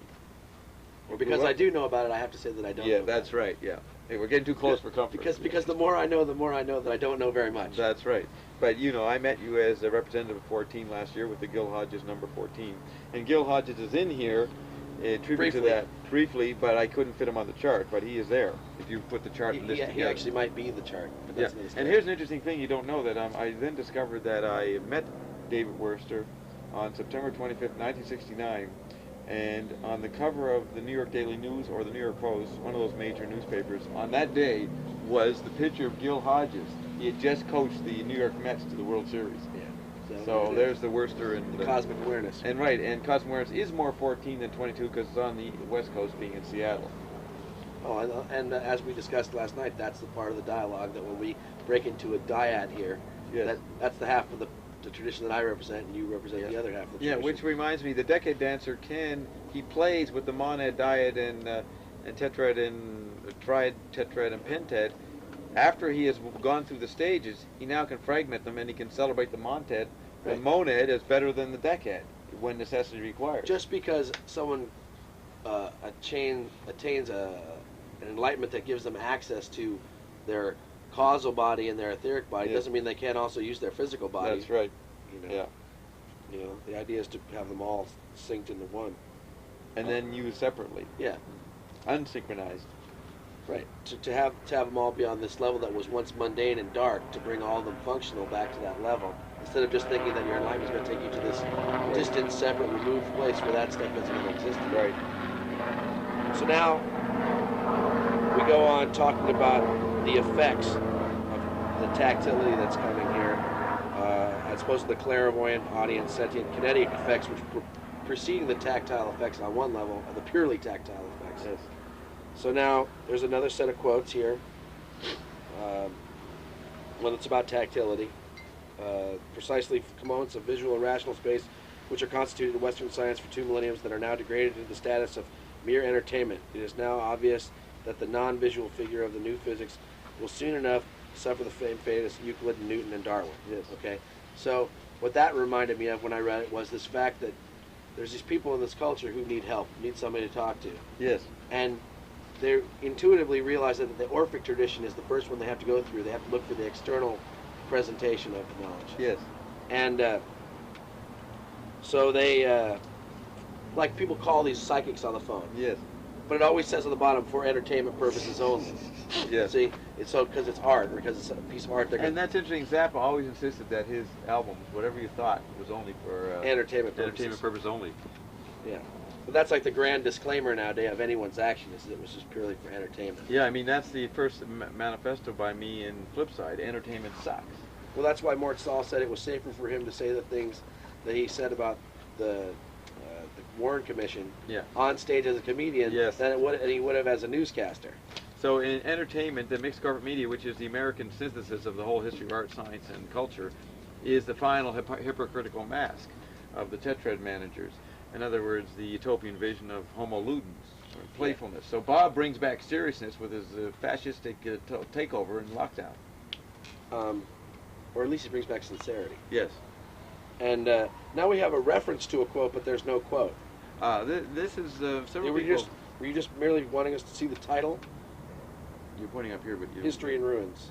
Yeah, see, I think you were pointing them. I was trying to... I want you to see the title. That's right. Yeah. Okay. And it shifts. You just And that relook at the alphabet in a new way because you've been confused. But that's right. I want you to show what he just said. Now as here's a title. Now here's an old cliche, right? Those who do not learn from history. What's the cliche? Repeat it. They're due to repeat it, right? Isomorphic. Right. Now that's the old cliche. That's no good anymore. Yeah. Throw that one out. Yeah. And here's how it goes now. Yes. Those who do not learn from history are destined to be part of it. That's right. Those who learn from history are destined to shape it. Right. Knowing because they know history is in ruins. Because they know what history led to. They know what things from that were part of the isomorphic tale. Yes. And they know the metamorphic purpose of history. And now they can shape what will become history to the people in the future. Right. And I brought in an element of fate here, the negative sense, Right. when I said culture, due to television, culture wiped out people. Right. Now we're talking about all electric Culture force. in any value-based system, whatever values you want to put in your definition of positive culture, is actually we had a culture that positivity really destroyed us. HIV positive. On some level, yeah. Now, the next quote is another McLuhan. All electric forms whatsoever have a decentralizing effect, cutting across the older mechanical parts like a bagpipe in the symphony. Now that's a Discordian type of thought right there. Yes. And at the same time, it seems to be saying that the electric environment's initial effect on people will be to promote that idea that they can escape from the world, that their idea of enlightenment will be a removed place, a separate place, as opposed to seeing that it'll be a more splendiferous now. They can't escape the center. Yeah. Though they think they can decentralize. Because wherever you go, there you are. Yeah, and you think of Discordianism, you think of Robert Anton Wilson, and here you have McLuhan making a Discordian statement in your terms, which are accurate, and that's why you see ultimately Robert Anton Wilson obsessed with McLuhan. But he does it via Leary, and Leary did a winger on Wilson by declaring McLuhan the great prophet in his last stages of his life. In other words, you're telling Wilson, go back and study McLuhan, because Wilson thinks that he understands McLuhan. Now, the next part, we talk about the decade dancer, which we all already kind of covered. Yeah. So now we got to talk about this new music. With the electronic music. And the reason Wilson doesn't understand McLuhan is because he really keeps knocking LaRouche, who is another version of McLuhan. He is too much invested in not wanting to hear LaRouche's point of view. Yeah, I mean, it's amazing. A lot of these prophets will turn out to be anti-Bobs, you know, even though they look like they're working for Bob. Right. LaRouche he caused a tremendous amount of fear. Yeah. They want to delete him. And that's why The enlightened may be perceived by the unenlightened. Yes, and that's why he's on the first stage of the chart. He's paranoia. He is and creates it. And his audience, his enemies become paranoid. So then we talk about electronic music as needing to seek other goals other than organic unity. Or synchrony. It seeks xenochrony. Right, exactly. Yeah. Which is obviously, you know, Cage and modern music, and Whereas Zappa in the old days, the purpose of a popular music or a poem was to sum up the times. reintegrate. Now the purpose is to show what the next thing is. Yeah, now Dan Rather does that every day with his now making noise called news. I mean, the word noise is right in news. And Frank imitated that by battery, the now making music. That's why his music doesn't hold together, but it should not hold together. But if you understand the idea, then of course it does hold together on the idea level. So that's why Frank wanted to set up through Moscow the ZNN network to battle the CNN network. Now we'll have to keep powering. What did you say, Mike? Great, we need that. Yes. Well, we did need it. We don't need it anymore, but it would have been nice before 1990. We're going to need to power through the rest of this article in order to get done on time here. What did you say? We're going to need to kind of step up the gear. Bob's here. going to jerk off. Woo! Okay. Cover, Quick come. discover. Sorry. Quick come by Bob. You want to get a picture of that, Connie? Cover, discover. That totally takes over. Yeah, what is that? Hover, recover? Cover, discover. Yeah. Okay. That's a Robin Williams gig. Anyhow, Hover, discover? cover. Oh, cover. Cover, discover. Discover. Mark, you need a drink. Sure.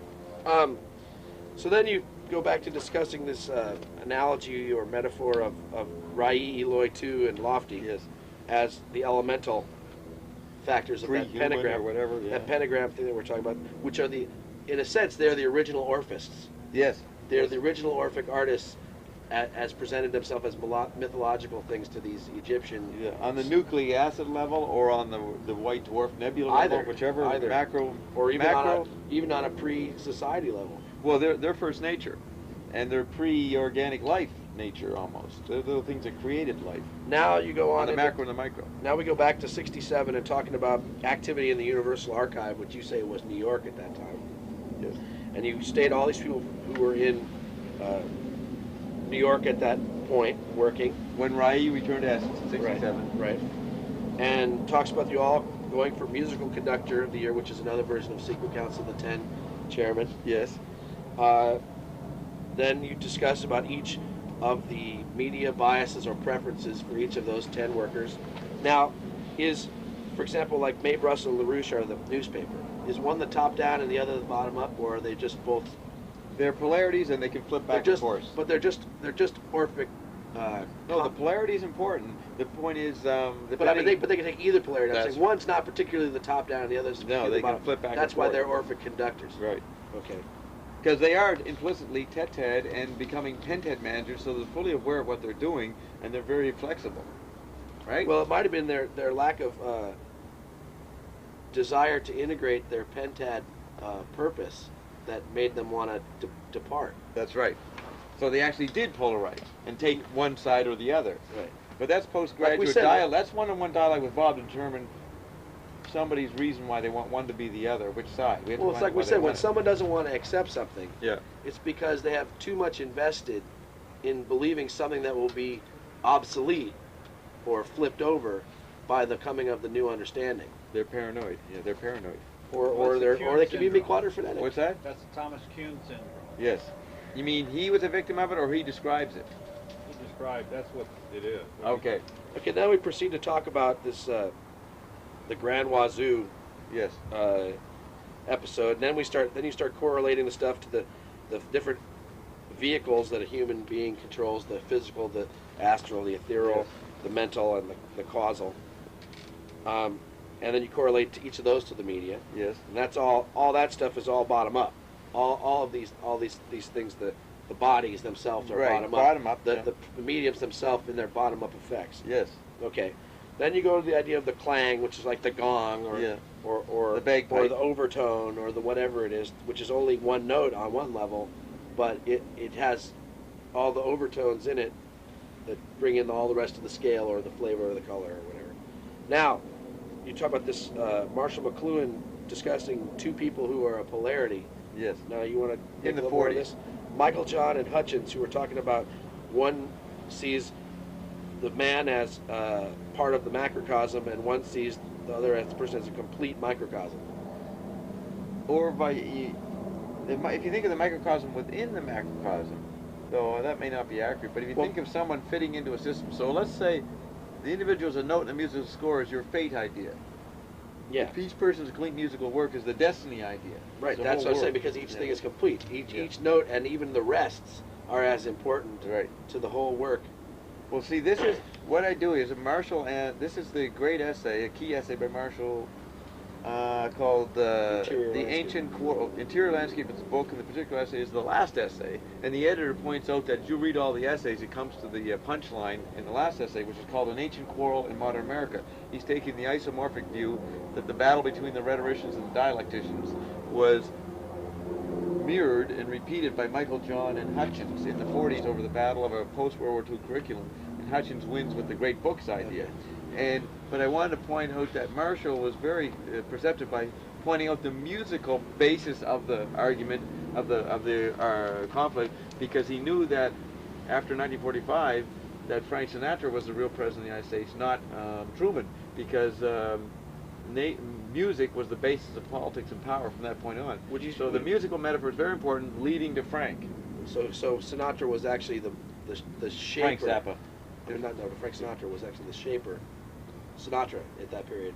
Was the shaper. He was the shaper of the collective clairvoyance. He was Raï. Yeah. The shaman. Yes. I mean, and an after image. I mean, he was a solar president in that That's right, respect. He wasn't a mundane president. Yeah. So the point of this quote is to point McLuhan's awareness of the musical nature of the Thomas Kuhn paradigm that's coming. And now it seems that you're going on to an analysis here of the Catholic. No, yeah, that's a Catholic reference, and that's explaining the. Let me read this. This is a very important quote to explain why the position of the Pentad guy is Rumpelstiltskin. Rumpelstiltskin is the one who played the game of not having his name known. All right, you know that, Michael? But also, he woke up with no memory of the previous. No, that's the guy who slept for 20 years. Right. Rip Van Winkle. Rip Van Winkle. No, that's been several people thought I meant by Rumpelstiltskin Rip Van Winkle, which is very interesting in terms of naming gives you memory. So, but you remember the confusion. That confusion is natural for some reason. Naming is blaming. Yeah. So now it's a self-referential thing for Bob. Who is Bob Dobbs? So the meaning of the name Bob Dobbs, or the meaning of the meaning of Rumpelstiltskin's name, or even the naming of Rumpelstiltskin, what is his real name, works itself out in the short pattern of the greeting, doxology, advent, promise, and amen, which is a Christian 5 stages of apprehension. The short pattern has set forth the name, but a longer pattern must set forth the shorter pattern. So the short pattern is the first chart. The second pattern is a longer and more densely packed Holy Catholic Cliche Probe chart. They're all an extension of. They're all working out the name, but you got to have the short, easier chart, and then you got to have the complex chart, which are both attempts. And then you can reconstruct the name.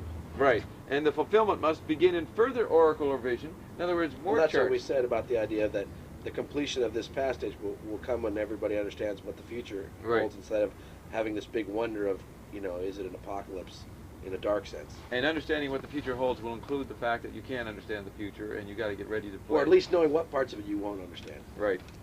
Because that is a comprehensive stance to say, I'm just not going to understand that. Yes. Or I don't need to understand. Right. So that is a self-referential quote referring to the Rumpelstiltskin metaphor and the Christian metaphor and the relationship of the two charts. Okay.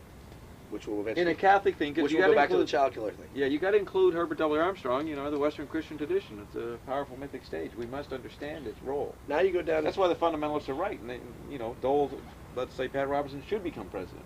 On one level, he represents more of a populist view. Yeah.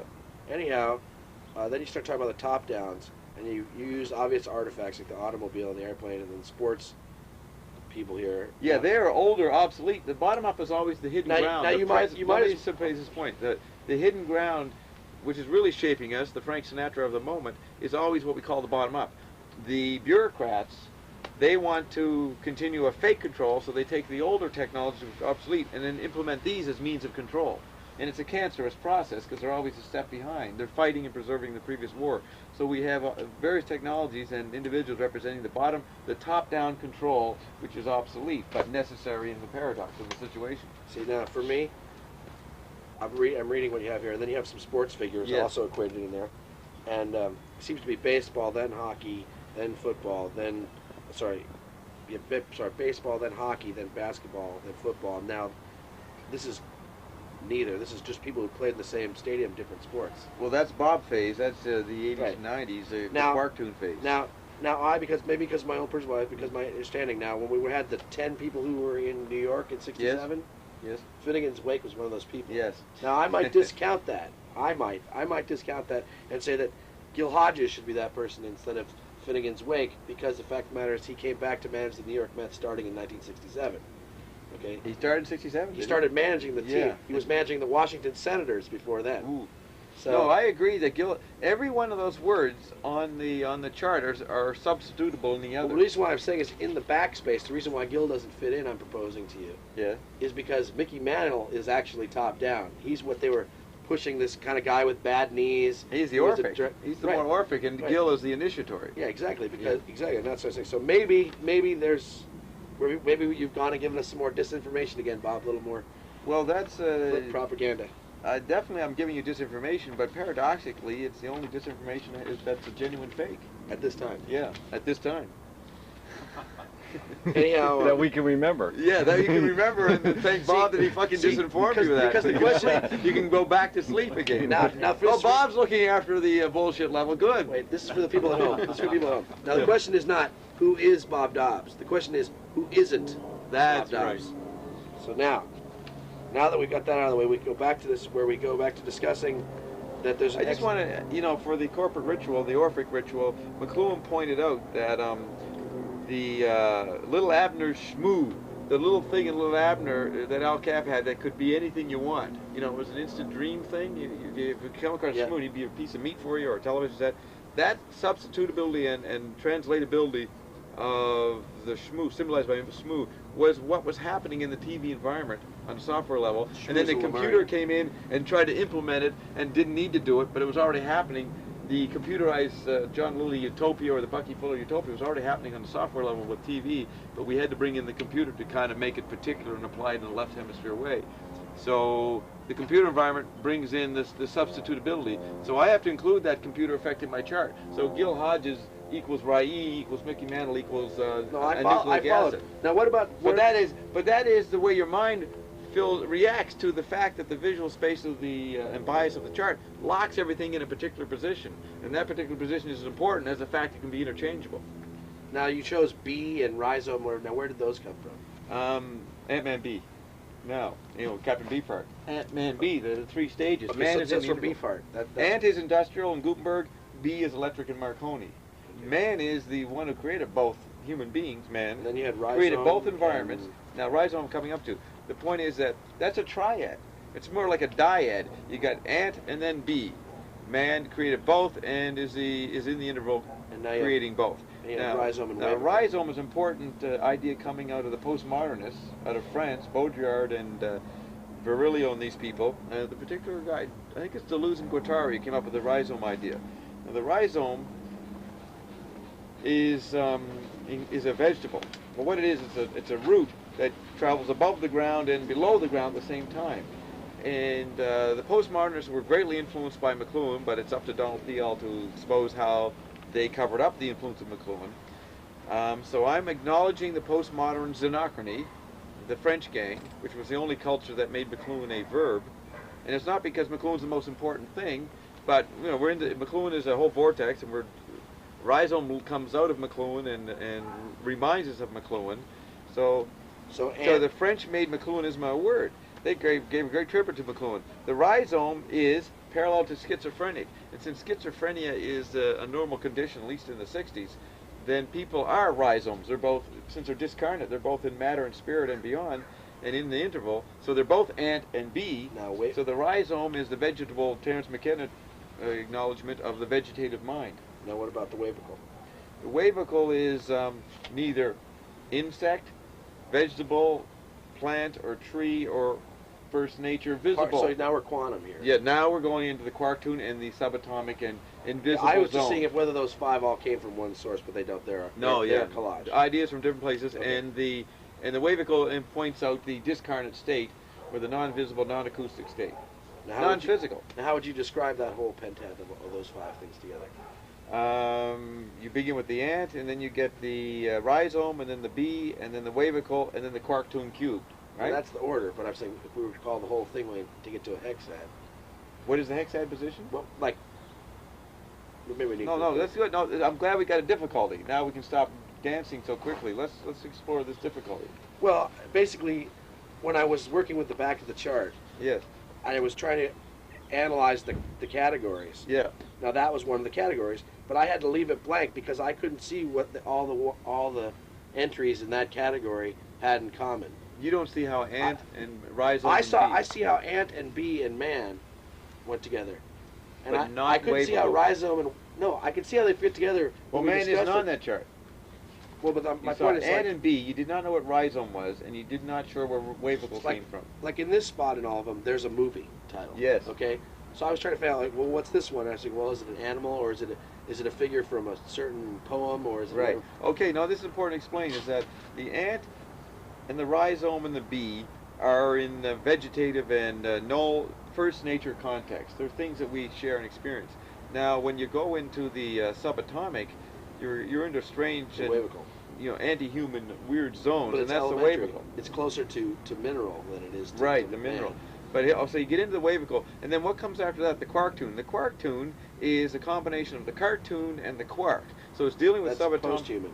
That's post-human, and it's involving with it's involved with machines. So the quark-tune is a machine, but machines disappeared after television, and then were fused with satellite. So in the interval between television and satellite in '57, so from 45 to 60 approximately, the mediating rear view mirror holopathic retrieval is the cartoon. But since the cartoon had its day as a viable ground before television, then it's a retrieved thing in a disappearance state. So you have to point out that the cartoon is a subatomic, non-human. So it's a non-technological technology.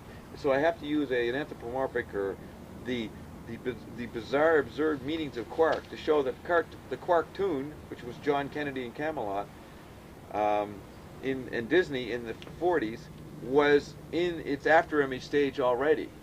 All right. So the 5th stage is the horny device, where machines become the elements that interact and have sexual intercourse, because humans aren't there anymore.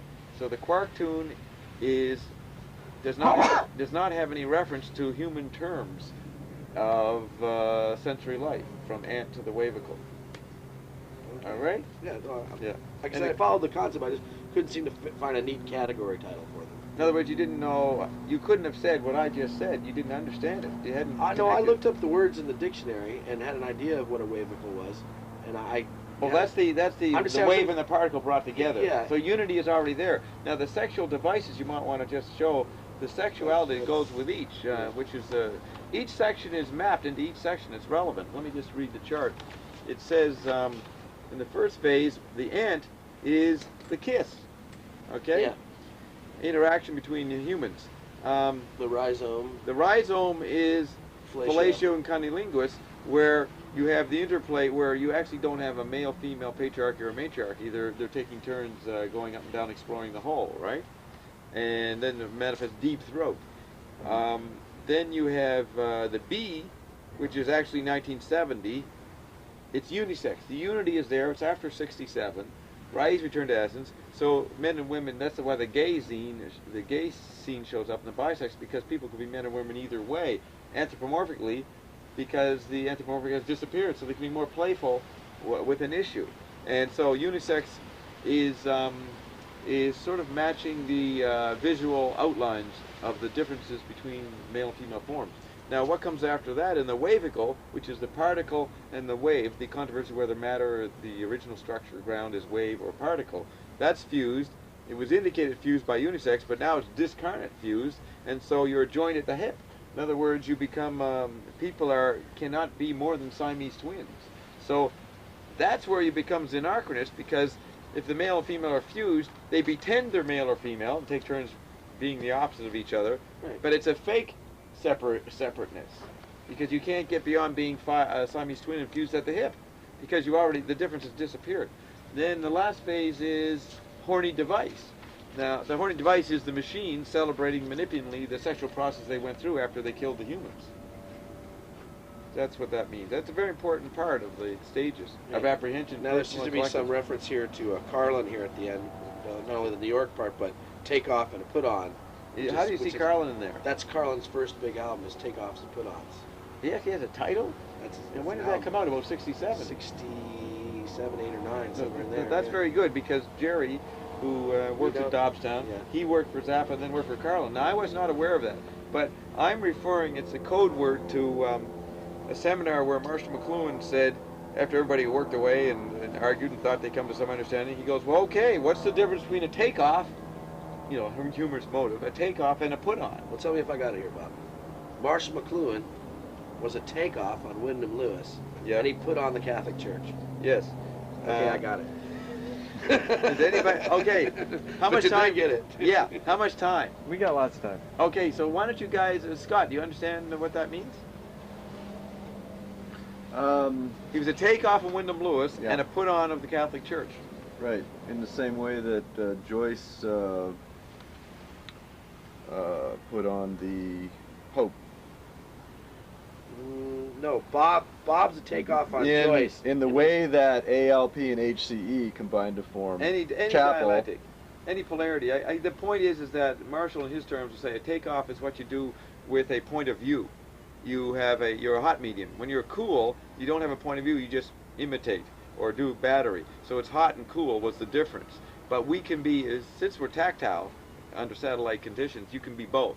So xenochrony is not trying to have a takeoff to re-achieve unity or have a put-on to re-achieve or echo unity. You can do both. You can be the God-devil at the same time, which is xenocronous imitation of Rai. That is what the tactile position is, because the tactile is not a sense. It works with all the senses. So the collective tactility is a decade dancer, or the hexad level, which plays with the monad, dyad, triad, tetrad, and pentad playfully, but is operating from an integrate position. Right. But that integrate position is shows shows a different flag every day. Yeah, that's the wavicle. Yes. Yeah. Okay. Yeah, the wavicle is integrated. Yeah, thanks for elaborating. Yeah, yeah. Now let's bring Michael in. How does this relate to memory? What are we trying to remember here? And remember that the opposite of hand signals for the blind is the question, who's forgotten furry lint? Okay, Mike, unless you remember what you want to go with. I know where I want to go, but if he wants to interact, that's Go fine. ahead. I mean, he kind of passed the course here. He came up with an interpretation which I gave him 10 out of 10 for, right? So he can sort of lay back and glow a bit here. We'll bring in the new testers. Okay. I'm just stuck on shedding the archives. I'm halfway through. And One man's garbage, another man's treasure. You know, that's the eternal question here. So, and collectively, that's what the bankers, they can't figure out how to bring in a world economy because they don't know what is the valuable gold standard for the situation. What's the most valuable experience? So we know that Bob is the gold standard realized. Maybe we could say that you can't bring in the new iconography, the new memory, and still decide you're going to keep pet or favorite pieces of the old one. You have to be willing to scrap them all for the purposes of getting in tune with the present one that will be worth preserving. Right. Now the point is, the problem is the icons are constantly changing in the second coming conditions, so you really can't preserve anything. No. But it's natural to want to preserve something, and that's the isomorphic condition that has happened forever. And that's where but we're in it. We seem to be in a metamorphic situation, and metamorphic dominates. So Bob and Connie represent the isomorphic from 1990 on. You're always going to repeat Bob and Connie's action. So you really have a problem there. so I see recycling. You just recycle. But no, let everybody else do it. Right. But so then, how much of a homeless do you want to be? You know, archivally. You know what I mean? How much do you want to be Ralph, who doesn't try not to preserve anything? You know what I mean? Just give up the idea of anything being yours and switch it to an idea of just being the conservator of it, and now you can be in the presence of all these things that you used once to have, Now you could just be tending for them. Now, tending is the important word because the tension is the matter. Tension is, memory is tension. You know, Bucky Fuller's triangle, you have an inside, you don't have the triangle until you have an inside and outside. Now, you can have a dialectic, but you have to have an inside-outside. Now, the tension is there implicit in consciousness. So you're wondering what you want, the attention on tension. Frictionless magnetic field diffusion is... Yeah, friction to frictionless. Right. Or magnetic is maybe friction and fusion is not friction, so it's frictionless. So you won't, we were... no, magnetic is frictionless. Okay, that's your term for fusion. So you're going from, what is your term for friction? Where did we leave? Well, friction is the memory that I'm trying to... Right. Well, friction is resistance. See, that's something I've written here. Friction is resistance. So not only is the cold fusion one effect, the other thing that you should have maybe put in there is the superconductor. The superconductor works on the idea that at a You know why I didn't put it in? That's the Graham Zoo. That's the satellite conductor. Okay. That's Bob. Okay. Well, we can't give everything away at once, I guess. Right. Well, Anyhow, superconduction is what creates the magnetic effect where there's no friction.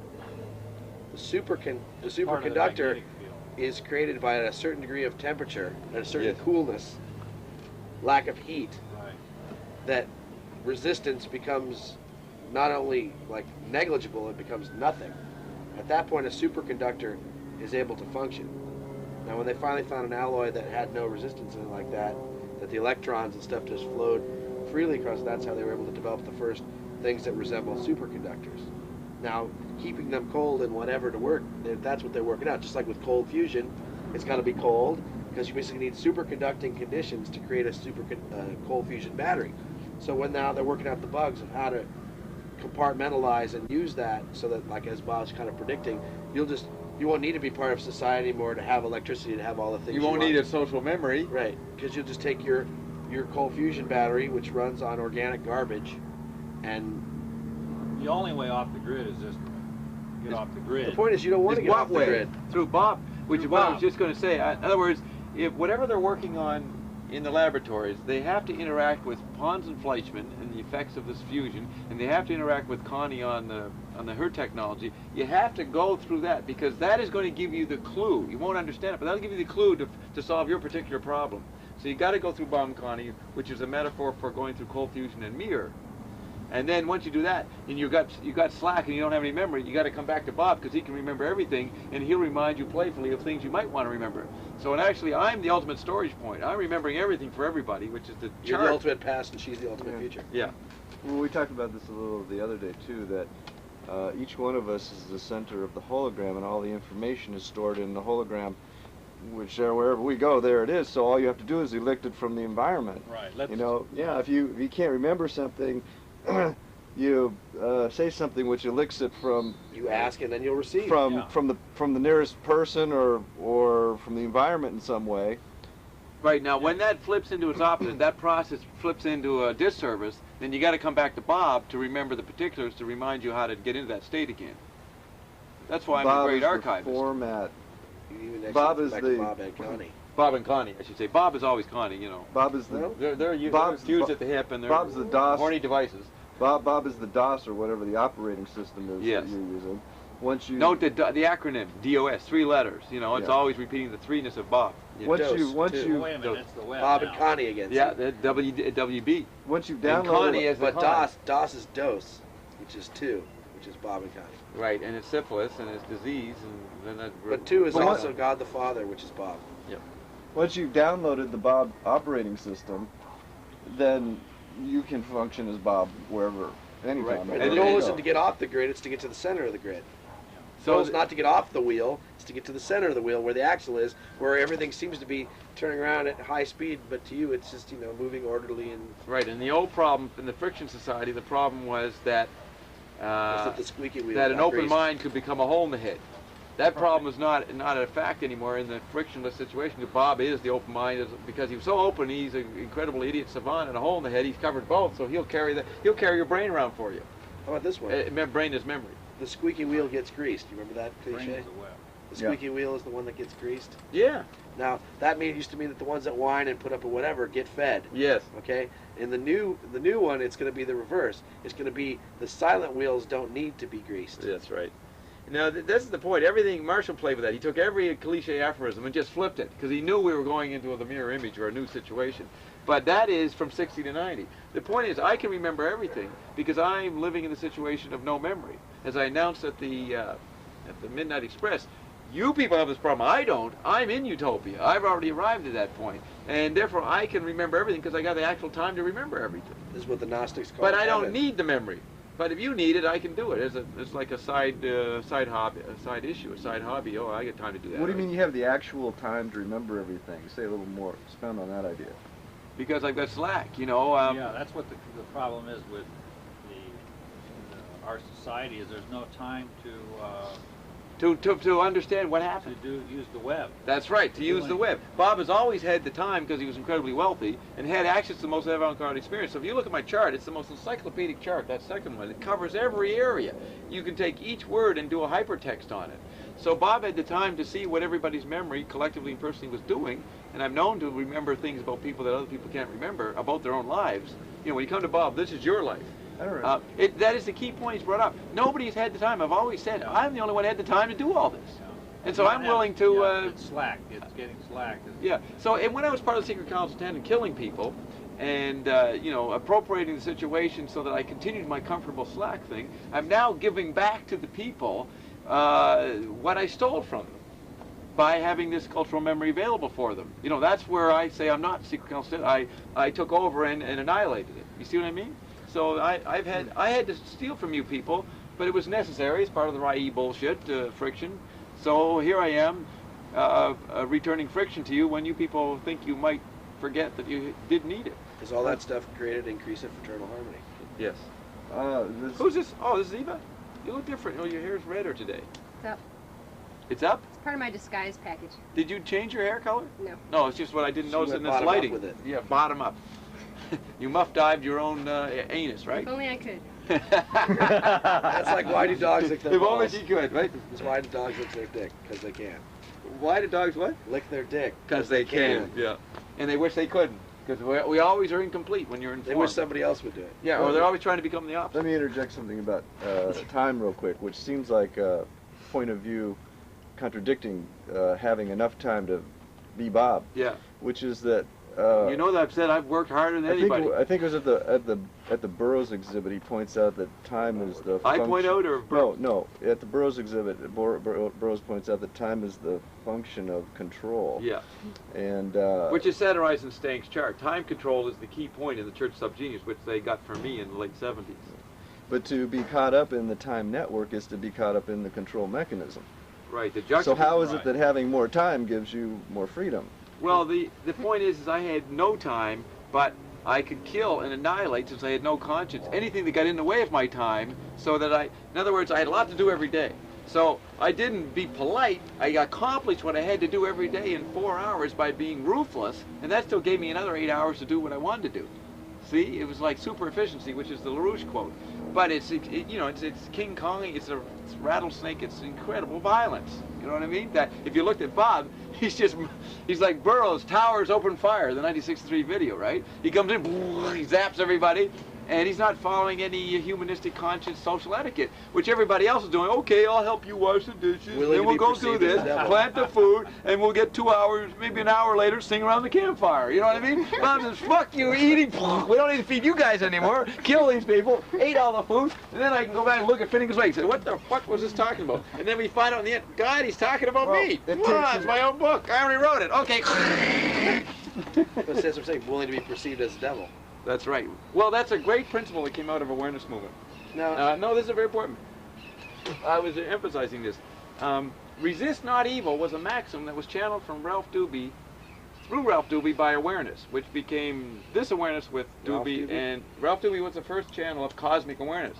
But he called it this awareness, and Dave Worcester correctly followed on when Doobie died, right at the time where IE returned to essence. Within the Dave Worcester Holy Office, which is called Cosmic Awareness on the first CD, Holy Office 8, I think, Cosmic Awareness refers to the awareness movement. but is known through Paul Shockley as the late 70s, early 80s as cosmic awareness. But Worcester and Doobie say that's wrong. It wasn't cosmic awareness. It was just this awareness. And this awareness channeled through Doobie. He died when Rai returned to essence. The awareness movement around Worcester said that he was Rai. He manifested anthropomorphically Rai returning essence in January, February '67, and then Worcester continued, and Doobie, and then Shockley was wrong by saying it's cosmic awareness. Now, why was I saying this?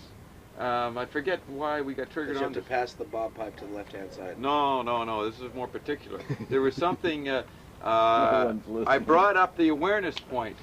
I know. And Rai returned. Maybe I just wanted to point out that this. It was about being willing to embody the evil. Oh, right. Very good. Good. So the main precept, not a percept, but concept that came out of Doobie, I assume, because it was in his booklet that came out in the middle '60s before he died, was resist not evil. Now, right in the middle '60s, when everybody's starting to feel the effects of disappearing in the Armageddon, they're all trying to be good. We got to be better. We're all evil. And this stupid religion shows up. No, resist not evil. Be evil.